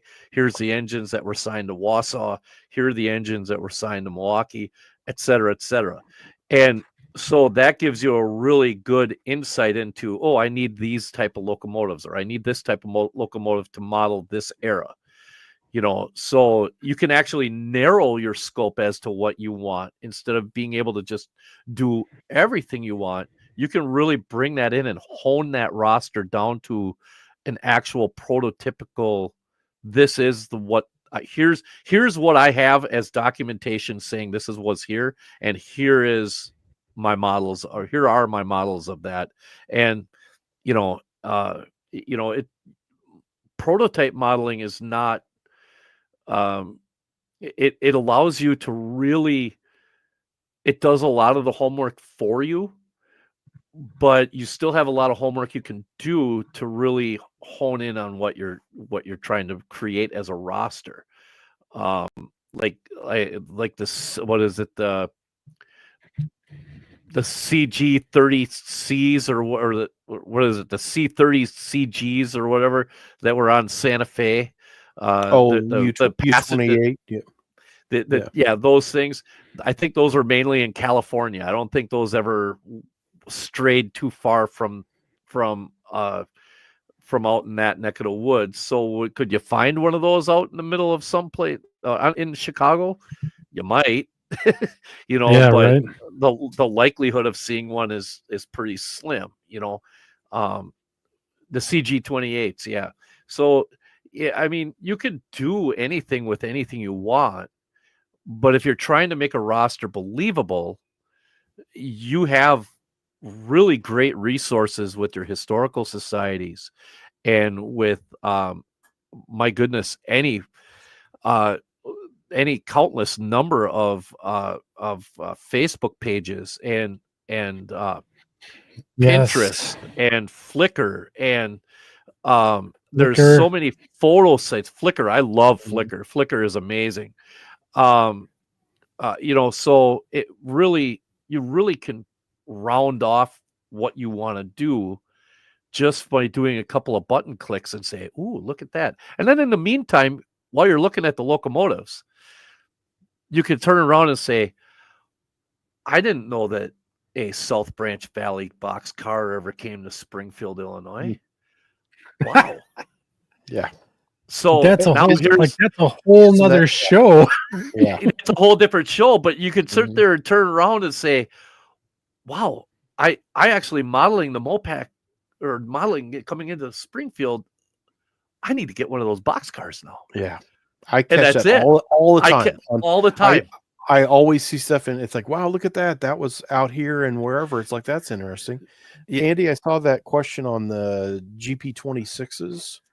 And I think that's at the end of the Paducah thing, they took a couple of GM&O Jeep 35s, and maybe at least two of them, and they were to be like a pilot program to rebuild all the 35s into Jeep 26s, and it didn't. It was like after they had done those 6-axle rebuilds and some other things, so it never followed through. But I think there's at least one or two, and Paducah called them a Jeep 26. I think they were 30s, Tony. Were they? I think they were 35s. Ooh, do we want it? I think we got. I think while we do the drawing, I think you guys can be fact checked here. While I do the drawing, you guys do your little research here. And if I'm wrong, I'll give away a book that I have. Sheesh, stakes are high. Stakes are high tonight.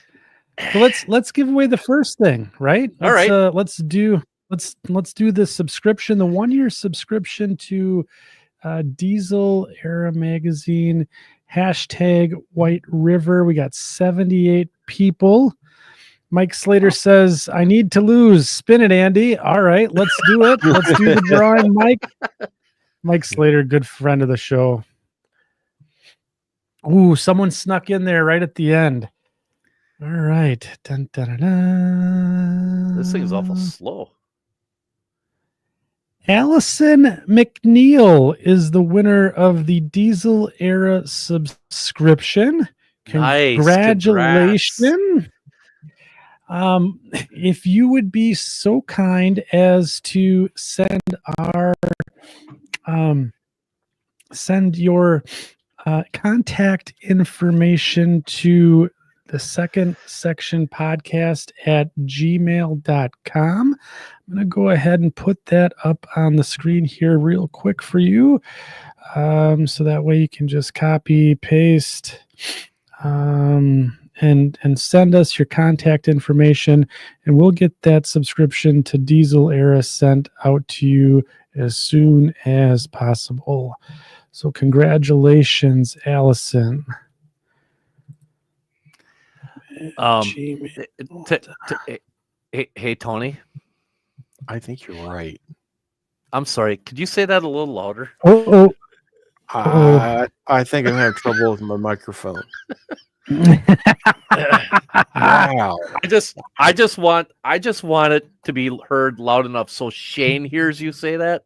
I cannot believe I'm wrong on a ICG GM&O bit of trivia here. Oh man. Stumped the stars, Mike. You stumped the stars. Oh man, there were two. Yeah, I was correct. There were two of them, 2601 and 2, but they were rebuilt from GM&O Jeep 30s. All right. So Well,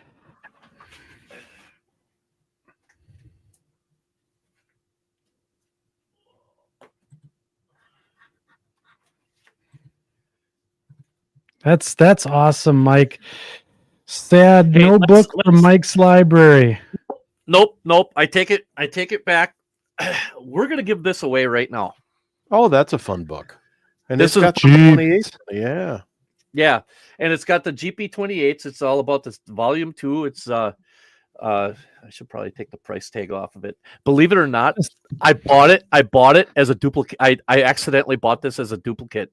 Still has the plastic on. I got home and I'm sitting there going, why do I really feel as if I bought this already? And I got down and I looked at my library and I'm sitting there going, I've done it. That's because it's right there. So I never took the plastic. I never took the plastic off. I'm like, I've intended on trying to give this away, and I feel as if tonight's a perfect night to do it. That's awesome. Awesome.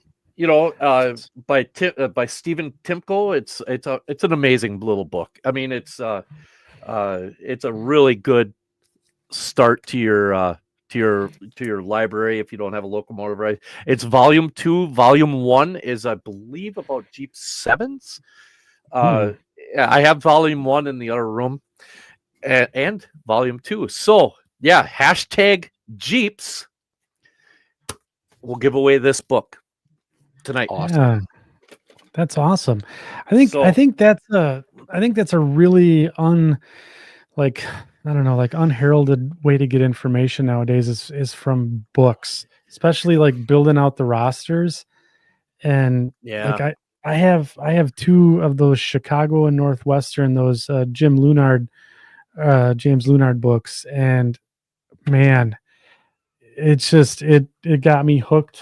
Reading those books got me hooked on the C638s or C628s, excuse me. And just you can really get a feel for the railroad just by diving into some of those books and getting to know the engines too, right? I mean, Tony, I got a question for you regarding like basically what you do for a living and stuff like that. Have you ever come across, like, how many times while you're doing your editing or putting pieces together or articles together for either one of the magazines or helping Kevin with something, or whatever, how many times have you gone and said, I never knew that existed, and somebody send you something and said, here is a photo of this locomotive on this date, and you're like, wow, that I would have thought that they would have done something like that, but yet here it is, photographic evidence, like the lost photos of the railroad industry, where things have just been forgotten. How many times do you see that? All the time, and you end up down rabbit holes of like, well, this morning I was trying to lay out somebody's review or this or that, and then I ended up digging through slides and back issues in this hardcover book, and I don't know how I ended up over here, but wow, I found all this stuff out. A great example, I do collector contests for Railroad Model Craftsman 4 times a year, and it's, throwback stuff on old models.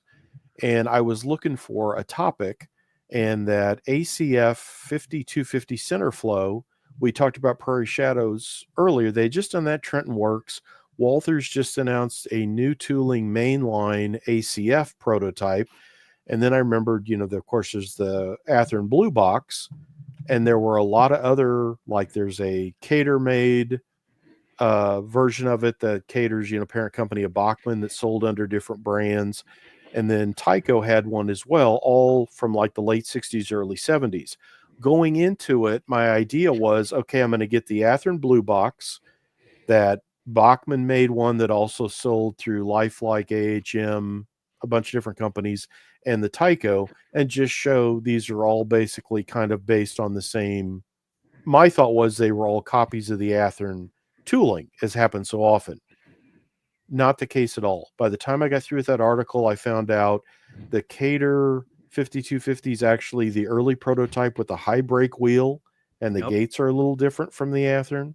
The Tyco model is taller, longer, like it may be 176. And again, these are cars. I mean, going into it, I thought they're all the same car, and my goal here is basically to say everybody copied Athearn or it's all the same. And by the time I get to the Tyco one where they mix the round hatches with a couple of trough hatches, which is not anything prototypical, and so I point that out, and then start measuring the car. I had them all laying there stacked up and realize, wow, the Tyco car is like a foot and a half longer than all the rest. It's not even, what is it? Like, well, it's not even really HO, so it's not a copy of the others. And like the Athearn car, I found out the early tooling put the stirrup steps on the body shell, and then Athearn changed it to where the underframe with the bays got the stirrup steps. So again, there you go with something I thought, well, there isn't a whole lot to talk about on these, but it's interesting. I'll show all these different center flows that all came out in HO about 1970. Yeah. And by the time I was done, it's like, holy smokes, the Tyco's not even HO scale and is not a copy of anybody's. And like the Bachmann that I thought was a copy is not. It's an earlier ACF prototype. Like, wow. So, and again, this is something that I thought, yeah, I think those are all just the same. And it's like, no, not at all. So you're always fun. And to me, that's half the fun of both real railroad history and model train stuff is, again, like, wow, I didn't know that, you know? Yeah. I'm going to go. I saw a question, or I saw somebody made a comment. I'll be right back.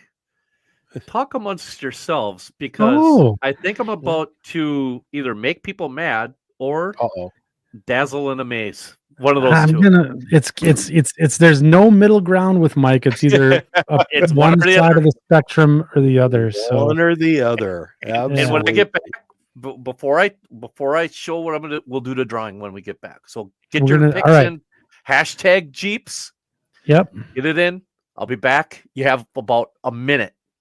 A minute. Wow. No pressure. No pressure, Tony.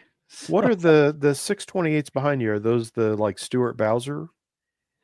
Yeah, these are the Bowser executive line that I picked up. I have some Stuart C628s as well that I have to put together.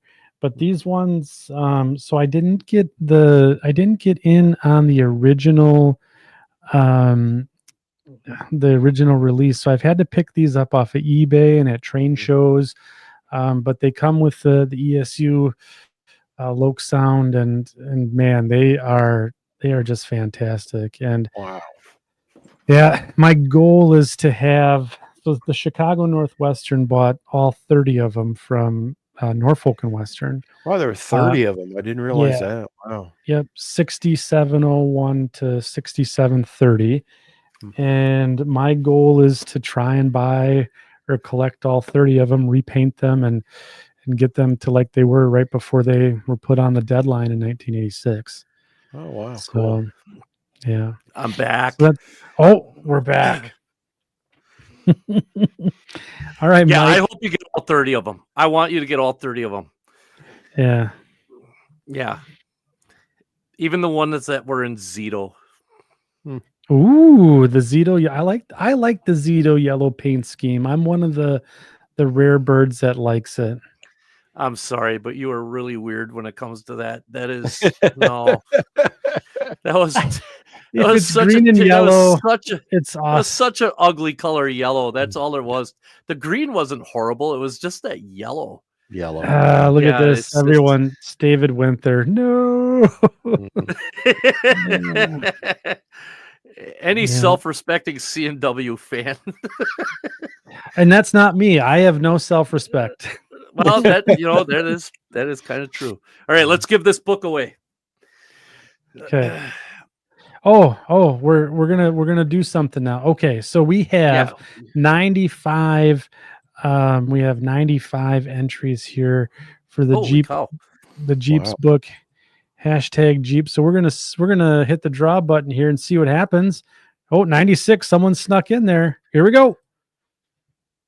It's always fun to see the faces pop up. I don't know how the second section podcast got in there. That would have been funny.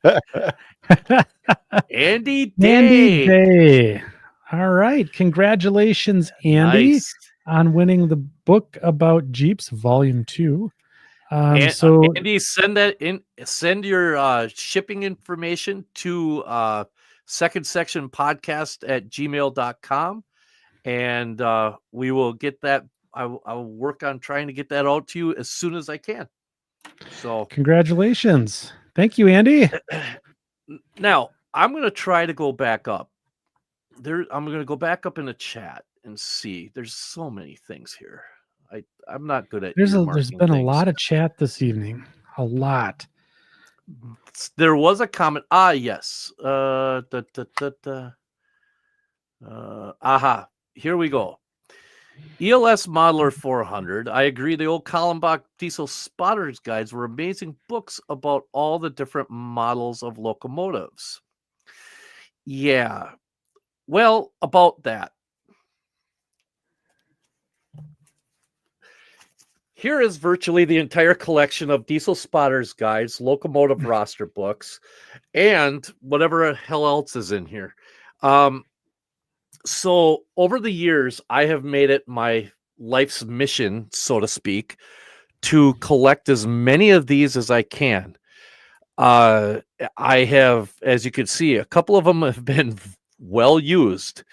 It is an amazing set of books. The cool thing about this is in the short line guides, if I could find one of them, the short line guides give addresses. The Really? diesel spotters, the diesel, I'll go. This is the compendium of railroad frequencies. I don't know how accurate this actually is anymore. Maybe for some of the short lines it still applies, but for most of your major Like class your 1 scanner? railroads, for radio frequencies, it shows it shows you like here's it actually has Southern Pacific radio frequencies, what channels, what your AAR channels, et cetera. It's a cool book. It's a nice starting guide. Here's one of a field guide to modern diesel locomotives. This one is really neat because it's mostly in color. Matter of fact, it's all in color. As a matter of fact, hold on a second. I just saw it here. I want to here, Andy. We'll go to. I believe that's a GP50. Oh yeah, there you go. For you. So I mean, it's a really nice book. It gives a bunch of information on more contemporary locomotives. That one's a really nice book. Diesel Spotters Guide. I believe this might be the original. I was going to say that. I remember as a little kid. Yeah, this was going through that because of that cover. Yeah. Yeah, and this is a CG. This is one of the CG28s right here, right? Oh my gosh. U28 CG. Yep. Yep, U28 CG, and it has all sorts of different locomotives in it, things like that. You can still find these at hobby shows and things if you really look for them. Yeah. Here's an update to it. Diesel Spotters Guide update. It's same thing. It's just updated. Here's a Milwaukee Road FP45. It just gives. Yep. It gives some really good information. Here's Yes, go ahead. Oh no, I see it. I saw it. I saw the one that I had when I was a kid. This one? That one? Yeah. The second Diesel Spotters Guide, which is, again, it's basically the Diesel Spotters Guide, just up, more comprehensive, Then you have the contemporary Diesel Spotters Guide. That's the one that I had. Yeah, that one. It's all the locomotives since 1972, and this is one of those beautiful round everything GP60s on the cover. And if you look real close, I'm going to try to do this without blurring. You can see the cab. Oh yeah. The cab windows are tapered outwards, so there's no real number board on it. And look at the dynamic brake on the top. It's Like a like a Jeep tradition. 50. It's like a Jeep 50, but yet it's got the gap on the top. So, Yeah. and again, same kind of thing, as the rest of it. Then this is a book that I really liked a lot because I feel as if this book and this book really go hand in hand. If you have this one, you need this one. If you have this one, you got to find this one. This is the diesel locomotive's first 50 years. Ooh. And this one is exactly the same as the contemporary guide, except it goes through diesel locomotives of the first 50 years. All right, Tony, remind me when I'm over at Mike's house to steal that from him. So those are the diesel spotters guides that I have. Now there are, let's see here. This is a 3rd edition. Oh, wait a minute. Here's I got these a little mixed up. I must have been. Okay. So here's another contemporary. This is the 2nd edition. And hey, that's a good looking locomotive on the cover there. This one is the original. This is the 2nd edition. So this has got, more of the bigger like wide big nose, GEs. the big GEs and things like that in it. That's kind of a cool book. Then you go to that one. Now you have the American Shortline Railway Guide, and I do not have the 2nd or the 1st editions of this. But to be perfectly honest with you, these have gotten used a lot. So I actually went and put them in a binder at one time for whatever the hell reason I don't know what I was thinking, but I did. And so inside these, it gives you your locomotive roster, the address of the railroad, and a description of where the railroad goes. So it really is a really neat little rail fanning tour. Matter of fact, here's the railroad that I actually worked on, Dakota Rail. It's no longer there anymore. It gives you everything that you need to know. And as a matter of fact, this actually doesn't have the full roster because of the fact it doesn't have the SW1200s in it. But those are that. But now, who happens to be on the 4th edition cover? Dakota Rail. So when you go to look up Dakota Rail in this one, let's see here. Where am I at? Nope. Now, Dakota Rail in this edition has the SW1200s in it. 1200s. So you can, by getting the different editions, you can see how the roster has changed. So you can actually use that to affect your layout. You get where I'm coming from? See what I'm doing here? Here's the 5th edition. And now this one, when we go to, if Dakota Rail's even in this one anymore, because it wasn't, it didn't stick around. Oh, yes, it did. Yep. Now this one, Dakota Rail, the slug is gone. So it's really interesting to see how the railroads changed over years. Another good set of books in this whole series are the diesel locomotive rosters. I'd forgotten those. Yeah. Yeah. These are amazing. Like here's Louisiana Northwest Railroad. I always thought that was kind of neat with the headlight packages and for a railroad from Louisiana, it's really cool. And the L&N right there, and it gives you the entire roster. It tells you everything you need to know about what. Yeah. So I gotta make a comment here. So when I was a kid, these books were, I'm going to use a terrible phrase here, but they were the gateway drug to essentially my, I guess, fanaticism or whatever just being an absolute train, enthusiast.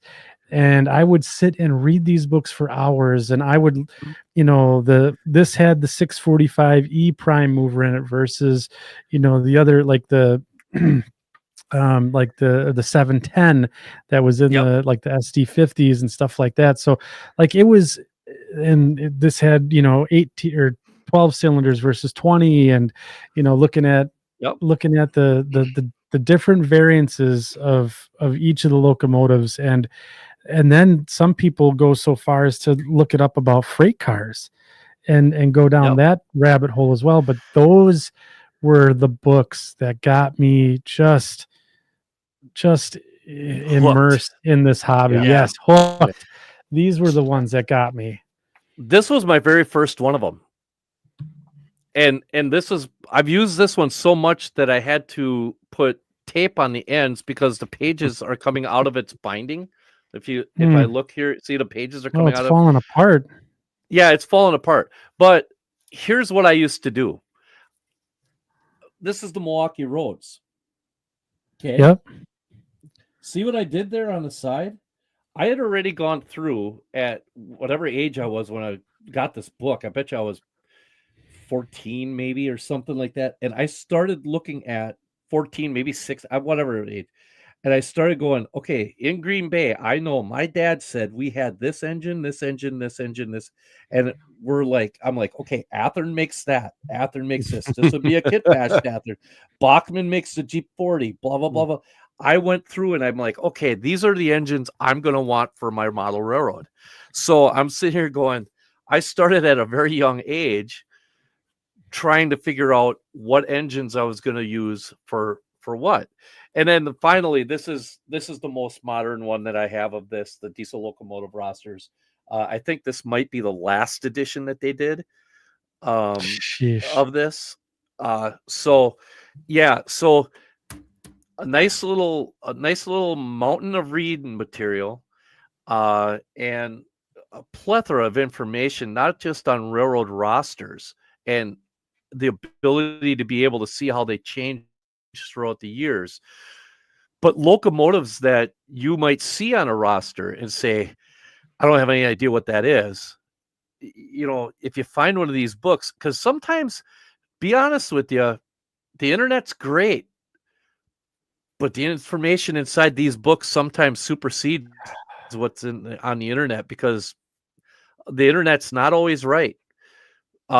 So I know I probably just swore at about 2.6 billion people, but this blew the internet's not right. The internet's not right.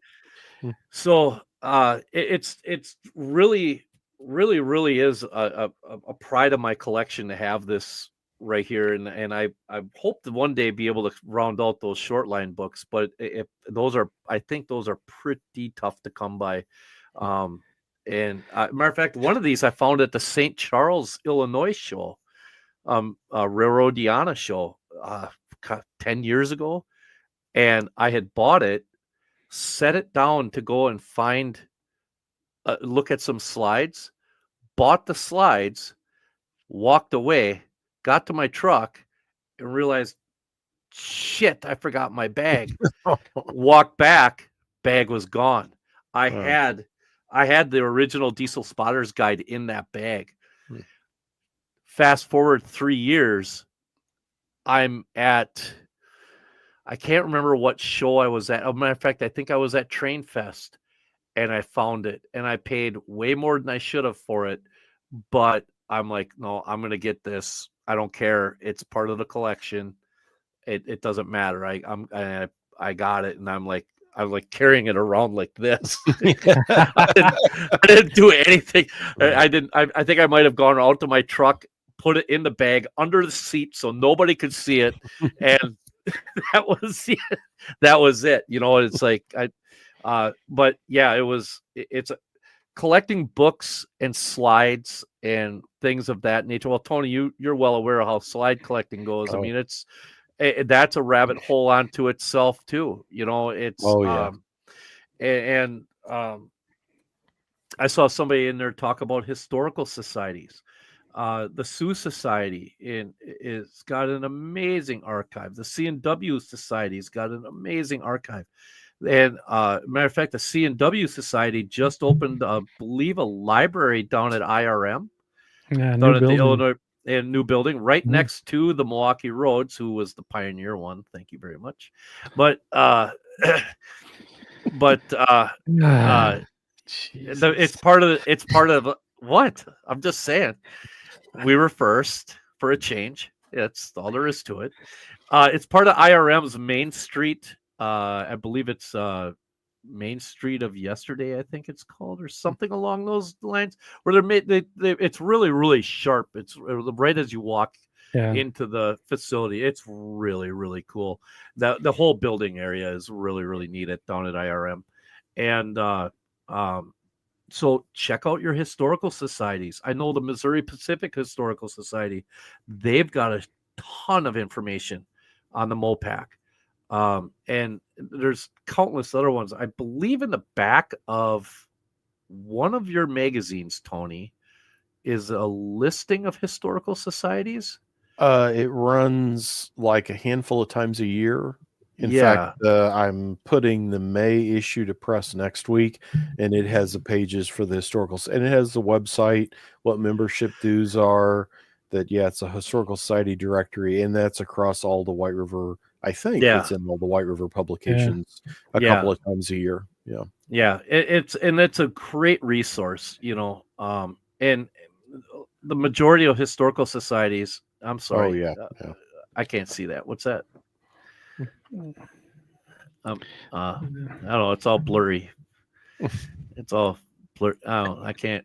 Yep. Oh, you're talking about the picture on the bottom picture there. Yeah, that's cool. No, honestly, we joke. It's always playful like banter between. Bears. Yeah, it's a Packers Bears thing. That's all there is to it. But honestly, has anybody got any questions about creating a roster? I'd be happy to try to help. Even if you have one for your own railroad, ask Andy. I'm good at coming up with fictional historical significance for reasons why to do something. Yeah, aren't they, Andy? You're very good at making excuses for me to buy new equipment, and what was they're the all latest plausible. One? What was the latest one? The latest one was the modeling the Chicago Northwestern, and then just kind of escalating through the eras, right? Yep. So that way I could almost like Eric Bruman and the Utah Belt. Oh yeah. Right. So how he started off with the second generation power, now he's up to the wide cabs and those types of things. So that that lie that I'm telling myself, is going to allow me to just continue to build on this the more and more we go up. So Andy will send me a message every once in a while and say, "Hey, I'm thinking about doing this, but what do you think?" I'm like, "Well, I think that in 1975, the Mascoutin Valley chartered something for whatever and did a fact-finding thing and had the Wisconsin and Midwestern, pony up some of the money to help do this, and they came and created a new whatever it is." And I can come up with Railroad of Lies information really, really good. I think our friend Thomas Gager likes to say that, or the guys over at the Crossing Gate, they like to call it the Railroad, the Crossing Gate podcast. Yeah, they call it the Railroad of Lies. I think that's a lot of fun though, to try to extrapolate and say this is what like Athearn does that a lot with the legendary liveries that Janik and stuff. When you see those, it may be something that's totally not prototype, but then you realize they have dropped it into the roster, like behind this number series. So they make it all pretty legit. Well, like the TP&W stuff, it's a favorite road of my dad and I's, as you saw from tonight. And we were talking about the new CF7 that Rapido's doing, and Atlas is also doing a CF7. And he said, boy, as power short as TP&W always was, and with Santa Fe as a parent and all those F units they were rebuilding, it's almost surprising they didn't at some point rebuild some F units and sell TP&W like 4 or 5 CF7s. And it's like, wouldn't that would be a neat fantasy road, do an orange and white TP&W and say that, hey, they got these in the early 70s because they were always short on power. So there's always things you can come up with that is not just, oh, my railroad's going to run a Centennial DDA 40X. Like, well, that's kind of ridiculous. But you can make it work, you know? Yeah. I mean, the TP&W actually sent to Santa Fe their F7s, and in exchange for the cores, they were given 5 CF7s to be numbered accordingly, in accordance with the way the roster went, wherever they would have fallen. Mm-hmm. As a matter of fact, they were given the old F7 numbers. So the CF7s would take the place of the F7s and therefore be a viable replacement for the F7s during the CF7 construction era. Mm-hmm. See?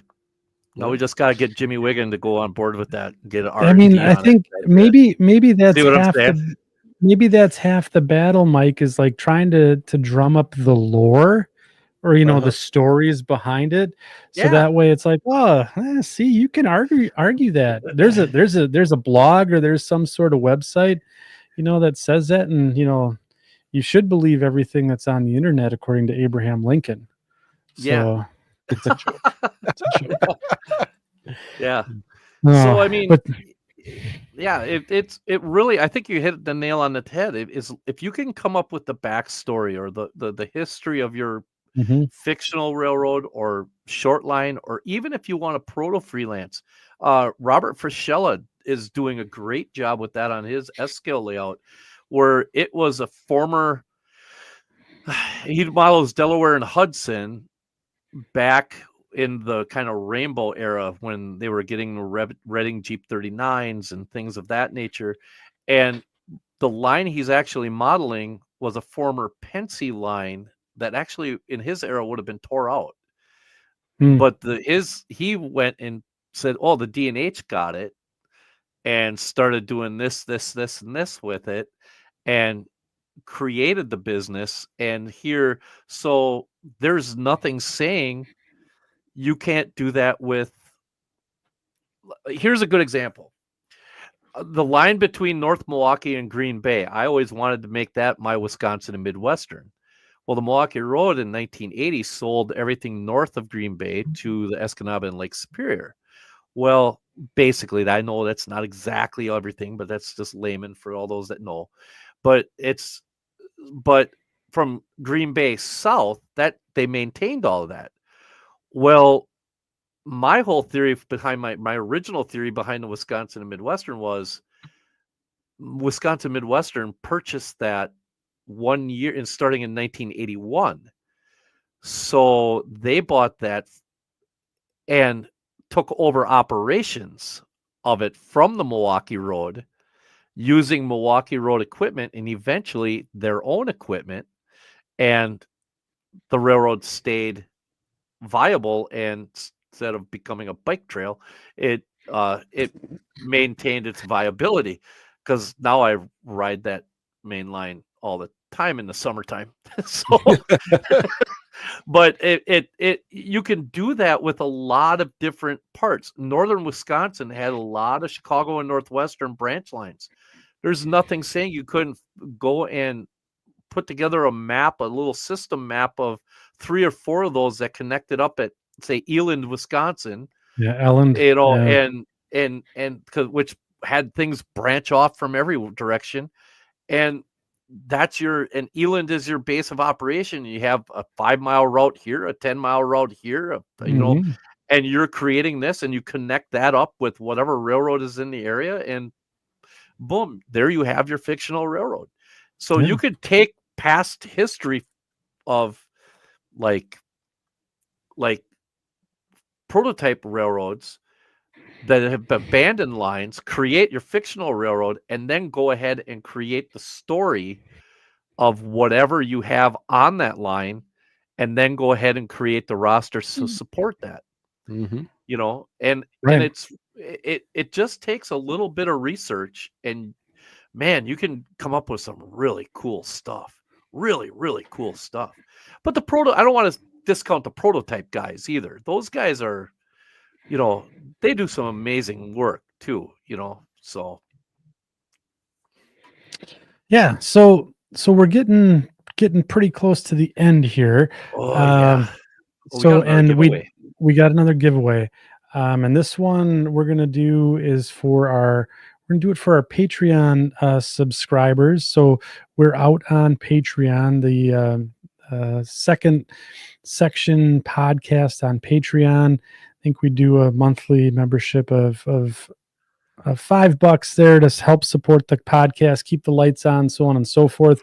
But we also like to give back to the folks that give to us. So tonight, with Engine House Services Hobby Shop out of Green Bay, we're going to be giving away a $150 gift card to help start your locomotive roster. And you don't have to use it for a locomotive.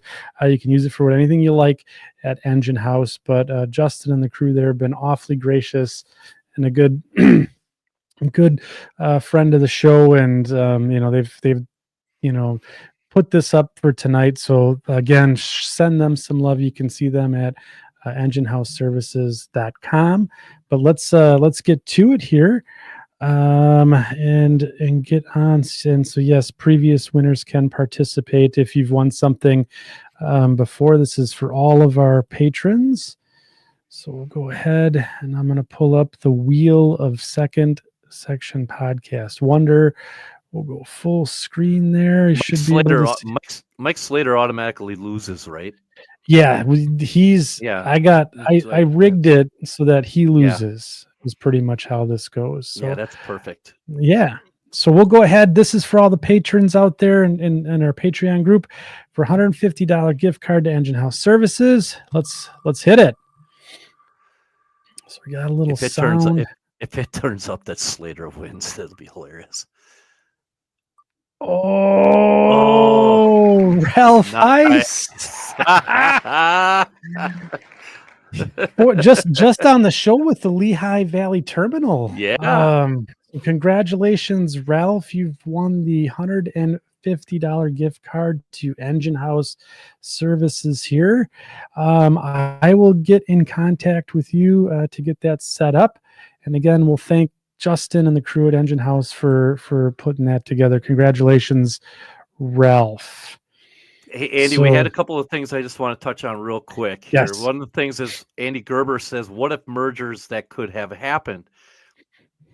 Yeah. Shouldn't paint so fast, right? SPSF, that's probably one of the biggies. Oh, that's what that stands for? Shouldn't paint so fast?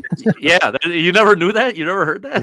No, Shouldn't paint so really? fast. Oh, yeah. Oh, that was a big joke when they came out with the Kodachromes and one would be SP and they would space out the lettering so that way when the merger went through, they just went and put the opposite on the locomotive, and it ended up being shouldn't paint so fast. As a matter of fact, I think one SD45 actually got the full paint scheme? They did for promotional stuff. Promotional thing. Is there a caboose and a SD45? And did it have white SPSF instead of the yellow? So it's a little bit different, but yeah. And then the rest, as you say, were all just painted where they would be spaced to add it later. Yeah, I mean, you could go as far as if Milwaukee Road was actually allowed to be included into the Burlington Northern, you could do that. You could go and say, "Ooh, Penn Central was successful," right? Yeah. I mean, you could go down a rabbit hole. There's a rabbit hole you could go down and. Well, we have Rock Island actually was part of UP. Oh yeah, if that merger would have gone, yeah. Ooh, better yet, the Rock Island, Missouri, the Rock Island, Milwaukee Road. What was the third? There was a third railroad there. Was it C&W? Milwaukee Road, Chicago Northwestern, and Rock Island were to merge. And there was Farm Rail. I mean, it was. There's a plethora of mergers that you could go down. That's a great one. I love that one. And then we have somebody. Go ahead.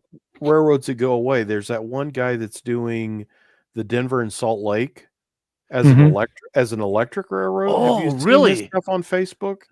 And he's painting equipment. So I assume it maybe the Salt Lake has built a Moffat tunnel, and they're running electrics like how the Great Northern maybe did. I see it pops up in my Facebook feed, and he's painting equipment for Denver and Salt Lake as if they had electrics. Yeah. And wow, there's an interesting two things of making it an electric road and keeping the Salt Lake alive. You know, it disappears into the Rio Grande in 47. The Milwaukee Road Pacific Extension did not get shut down in 1976. Yeah. As a part of that, General Motors was creating those electric freight locomotives at the time. Which of those did you could come up with any type of plan where they extended the electric lines and became viable, which they actually did at the end.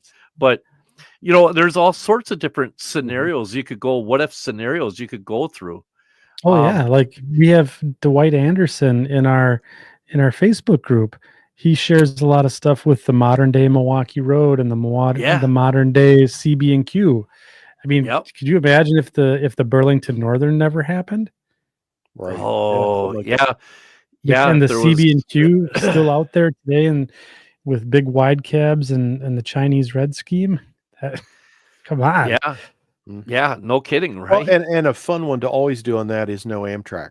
So if you model, say, UP in the 1980s, but no Amtrak, so you have modern passenger stuff, but it's private. Some, that I think is always a fun scenario. That's really cool. That's a great idea. That's really cool.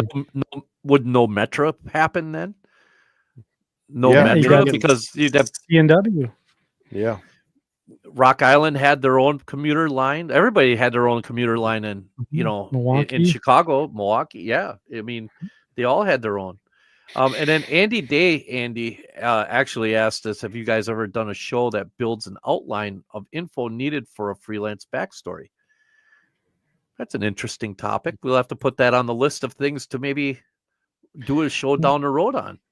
Yeah, we've danced around that a few times. I know Mike and I have certainly brought that on the list, but I think it'd be a good idea for sure. Yeah. So this has been a really fun show, and I just I just want to first of all say thank you to Tony for coming on and share. Yes, sharing the TP and W. The pictures were really cool, and the stories behind it are awesome. And I think it really tied into the story about building a locomotive roster on your model railroad. How the sky's the limit.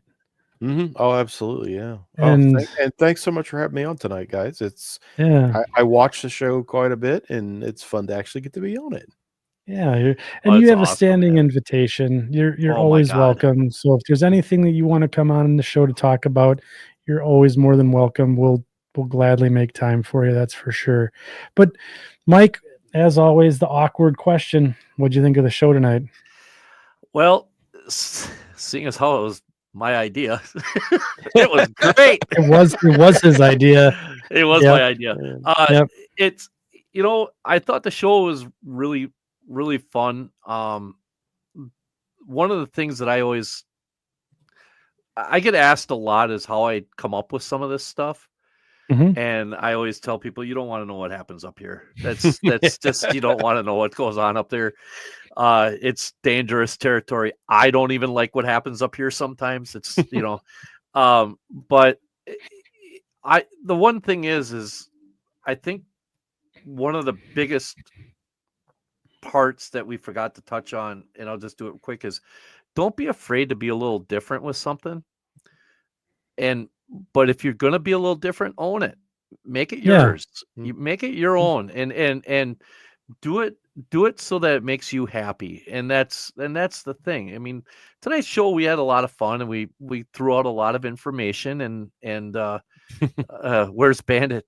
Yeah. He we're at 2.5 hours. I've not heard Yeah. him bark once. Hmm. Somehow he knows when I'm doing these shows. He's in the bedroom on the bed, and the minute I'm done and turn everything off, he comes around like, okay, let's go outside. Yeah. But I mean, the show is, it was fun. I'm glad we did it. It was, I hope we helped some people kind of get over a hump if they were having questions. And it's just, and Tony, it was, buddy, it's always fun being around you, man. You're you are the consummate professional when it comes to the model railroad industry. And I tell you what, it's, you're an amazing friend, and I can't wait. I can't wait for you to tell Shane I was right about something. And I have the conversation. He was here tonight. He was here. The conversation right here. He saw it, and I know he saw it. I tell you what, I'm sorry, buddy, but I am. This is going to be for the next 4 months one of my proudest moments. I will never hear the end of that. I'm gonna have to get a T-shirt with that ICG Jeep 26 on it, so he can just go that. Yep. Like, yeah. Yep. That. Yep. Yeah. No, I honestly, it was, Shane's always, he's a hoot too. I mean, he's a good guy to be around for sure. I wouldn't push it that far. I would. I mean, we don't agree on everything. Have you seen him eat a waffle? You guys know not to get near me while I'm eating. It's I know. He's got this. I don't know, Tony. I still am amazed every time we go to Waffle House. It's amazing to watch him do that. His waffle thing is he doesn't want the waffle to get soggy, so he pours like a little thing of syrup and then he dips the waffle. He's a dipper. He's a dipper. So he's like a dipper. Think of like French fries or McNuggets. And the funny thing is, when we're like at my folks and my mom will make pancakes or waffles, she will set a little bowl of syrup down next to Shane's breakfast. Like she knows that he's going to need like a dipping cup here for his pancake syrup. Oh, yeah. I'm a drencher. Yeah. Oh, me too. Yeah. And about halfway through, it's like, well, these are drying out. Let me soggy them up a little bit. Yeah. Yep. So, Tony, thank you for coming on. Love you, man. It's awesome. I can't wait to see you in July. It's gonna be gonna be a hoot. It's gonna be so much fun. And anybody that's out there, get to White River Publishing and oh my God, White River Productions. Okay, Shane, that's enough. So, but White River Productions. Go to their website. And it's just a great organization, great company, and they actually do a lot of historical society magazines as well. I'm trying to remember. I mean, I think it's in the upper teens now. Of all the ones we do, quite a bit. So it's thank you very much for coming on. It's always fun hanging out with you, man. No matter what we're doing. Absolutely, guys. Great to see you. Yeah. So just a little housekeeping here before we close up and tie down for the night. So we're going to be off next week. We'll be back on the 20th of March with our first guest from across the pond. So we have Steve from oh my goodness, where's my phone here, from trainwaybills.com. He's going to be on sharing his new Waybill, I guess, computer program that is really cool and is very easy to set up and makes operations a dream. So the 20th, of March at 7 p.m. we'll have him on. He's going to stay up late with us because he's 6 hours ahead of us, but he's going to make the commitment. So we'll be back on the 20th, and then be sure to check us out on our Facebook group, Second Section Podcast, where we got a ton of stuff going on in that community. We got a a group build going on where we're weathering up a freight car, rail car, and we got modelers coming together, sharing a lot of tips and tools and products that they use to weather. And it's a lot of people are learning and having a good time with that. And plus, it's just a great community where people get to share what they're doing in model railroading. So Tony, there's some amazing modeling going on. Oh my God. Yeah. So here's Steve from Train Waybills. He's gonna adjust for it, so he'll make sure to get a nap in for sure. So, and I think it's gonna be a lot of fun to have him on. I got a preview of the application, and it's pretty slick. So you'll not want to miss that. So, Tony, this has been a real treat for us here tonight. Thank you. Enjoyed it immensely. Thanks so much. Thank you for coming on and then sharing the info. And Mike, great topic tonight. It was really good and well received by the crew here. So for Tony, Mike, myself, and the crew here, I want to thank everyone for tuning in, staying into the bitter end, and we'll see y'all in 2 weeks on the 20th. Good night, everybody.